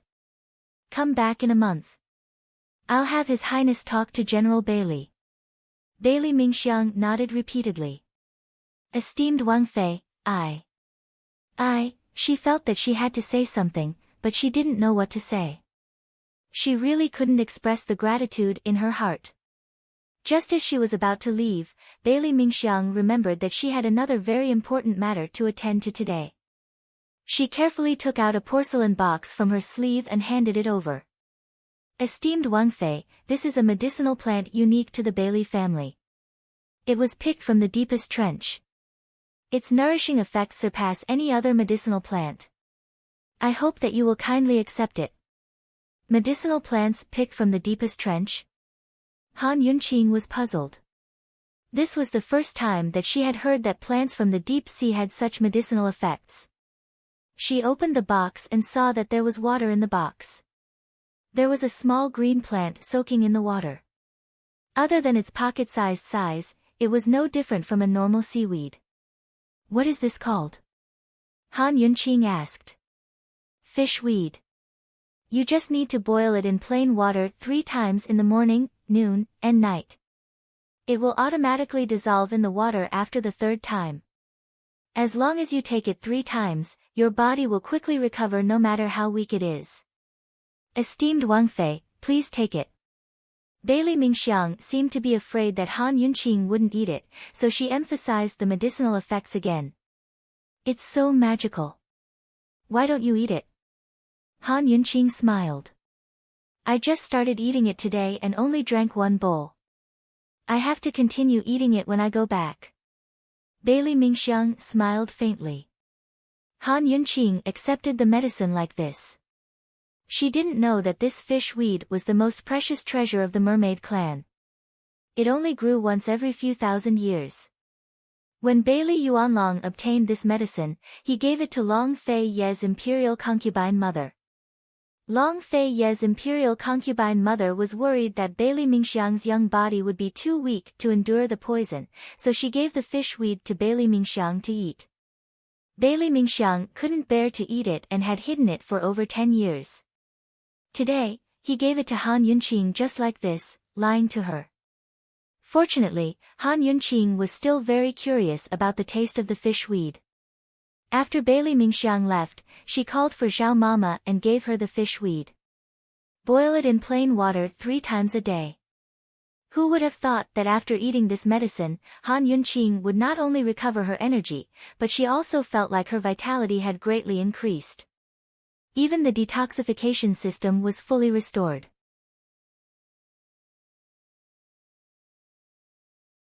Esteemed Wang Fei, this medicine is really effective. Zhao Mama felt that esteemed Wang Fei's complexion had become rosy. Such a good thing. I'll ask for one for the little thing another day. Han Yunqing said with a smile. She didn't know how Bailey Mingxiang would explain it to Han Yunqing when she asked for it another day.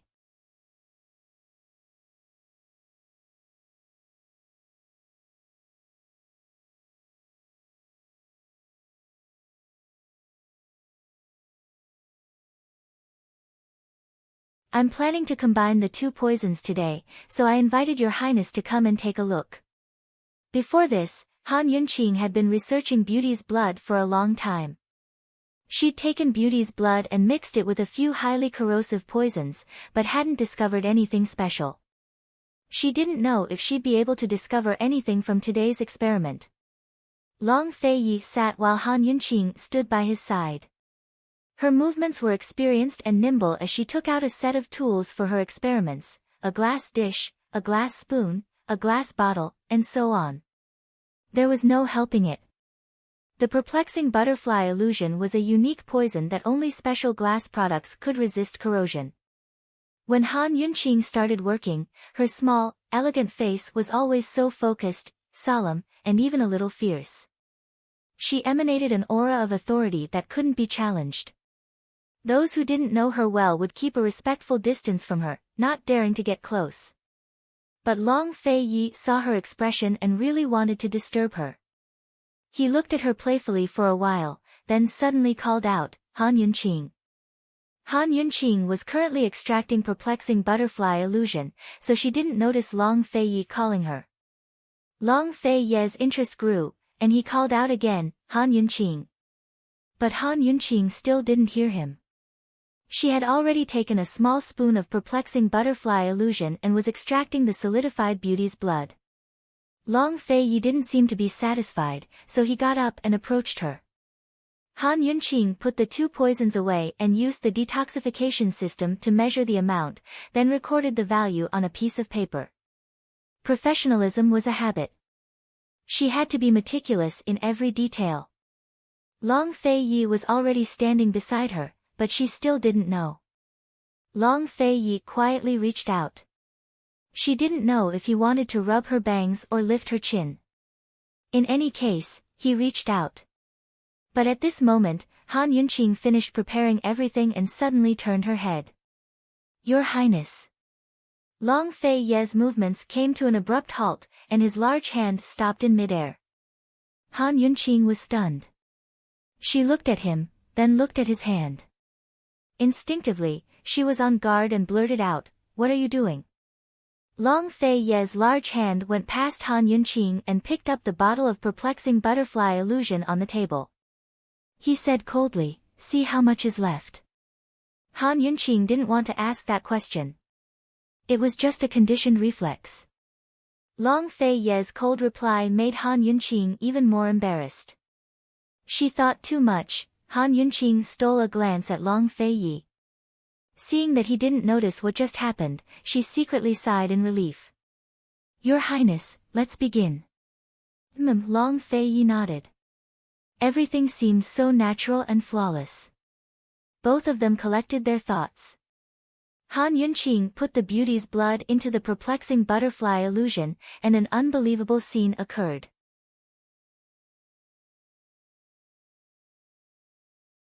Once the beauty's blood was put into the perplexing butterfly illusion, the blood clot surroundings began to bubble. At first, it was just the surroundings, but gradually, the entire perplexing butterfly illusion began to bubble as well, as if it was boiling. Han Yunqing originally thought that the beauty's blood would be melted into the perplexing butterfly illusion, but who knew that the perplexing butterfly illusion would be melted into the beauty's blood in the end?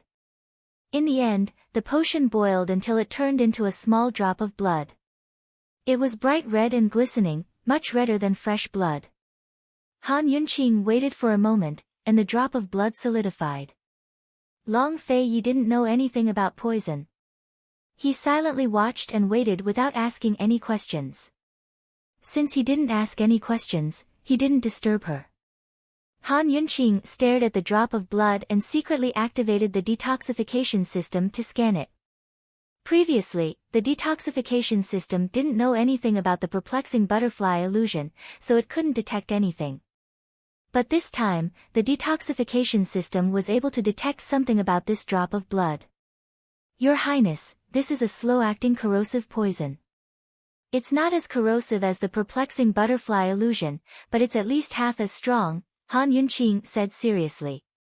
The principle of the detoxification system was that if there was a record, it would be able to detect it.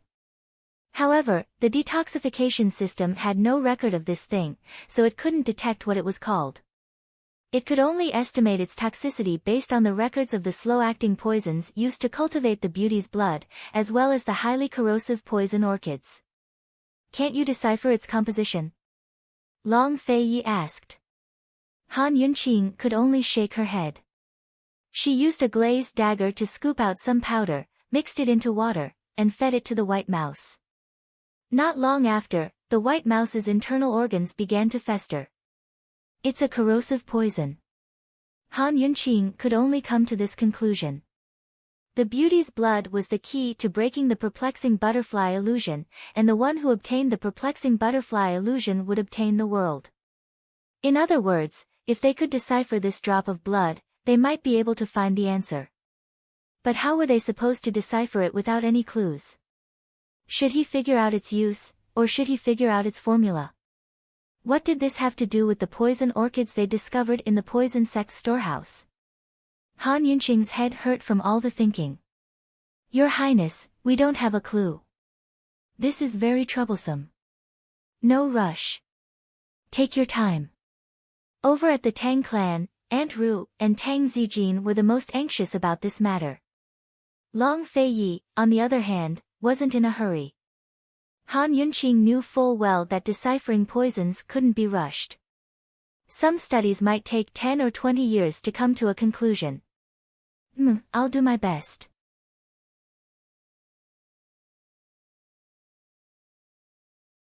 She looked at the drop of blood. "Your Highness, why don't you give this new thing a name?" Long Fei Yi thought for a moment, then said, "Beauty's Tears." "Excellent." Han Yunqing had thought of that name as well. This thing was made from beauty's blood and shaped like a teardrop, so that was the perfect name. Han Yunqing put away the beauty's blood and perplexing butterfly illusion. She needed to clear her head for a bit before thinking about these things again. Perhaps she really was heading in the wrong direction. Perhaps the relationship between beauty's blood and perplexing butterfly illusion wasn't so simple. Although the matter of perplexing butterfly illusion had been put on hold for now, Han Yunqing's recovery still needed to continue. It was easy to imagine how uncomfortable it would be for a homebody like her to be cooped up in the hibiscus courtyard for a month.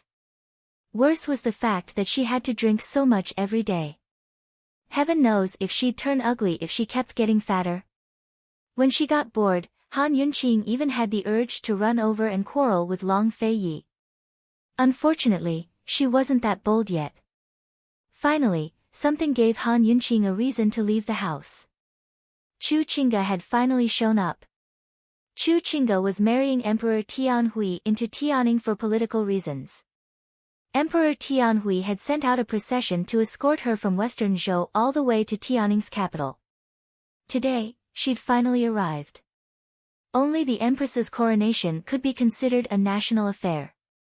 Only then would there be a grand ceremony at court. Even noble consorts after the empress were only given their titles in the imperial harem. But Chu Qingge was still a princess of western Zhou. This marriage was of great significance, so the ceremony was still held at court. Emperor Tianhui summoned Chu Qingge to the court in front of all the civil and military officials, then made her noble consort with the title of Virtuous and Pure Peace Palace. Of course, this ceremony had nothing to do with Han Yunqing, so she didn't need to attend. Long Fei Yi never attended morning court, so he didn't show up either. But the next day, Empress Dowager Li summoned Han Yunqing to the palace. Logically speaking, Han Yunqing as the Qin Wangfei had nothing to do with the emperor's noble consort. If Chu Qingge was made empress, then Han Yunqing would have to pay respects at the palace. First, the status of Wangfei was lower than that of the empress, and the two of them could be considered sisters-in-law. But the current situation was that Han Yunqing was the Duke of Qin's official consort and wife. Although Chu Qingge was a noble consort, she was still a concubine. With the Duke of Qin's status and power, Han Yunqing's position might not necessarily be lower than Chu Qingge's. In terms of relationships within the imperial clan, Chu Qingge couldn't be considered Han Yunqing's sisters-in-law. Thus, no matter how glorious Chu Qingge's marriage was, Han Yunqing didn't have to show her face.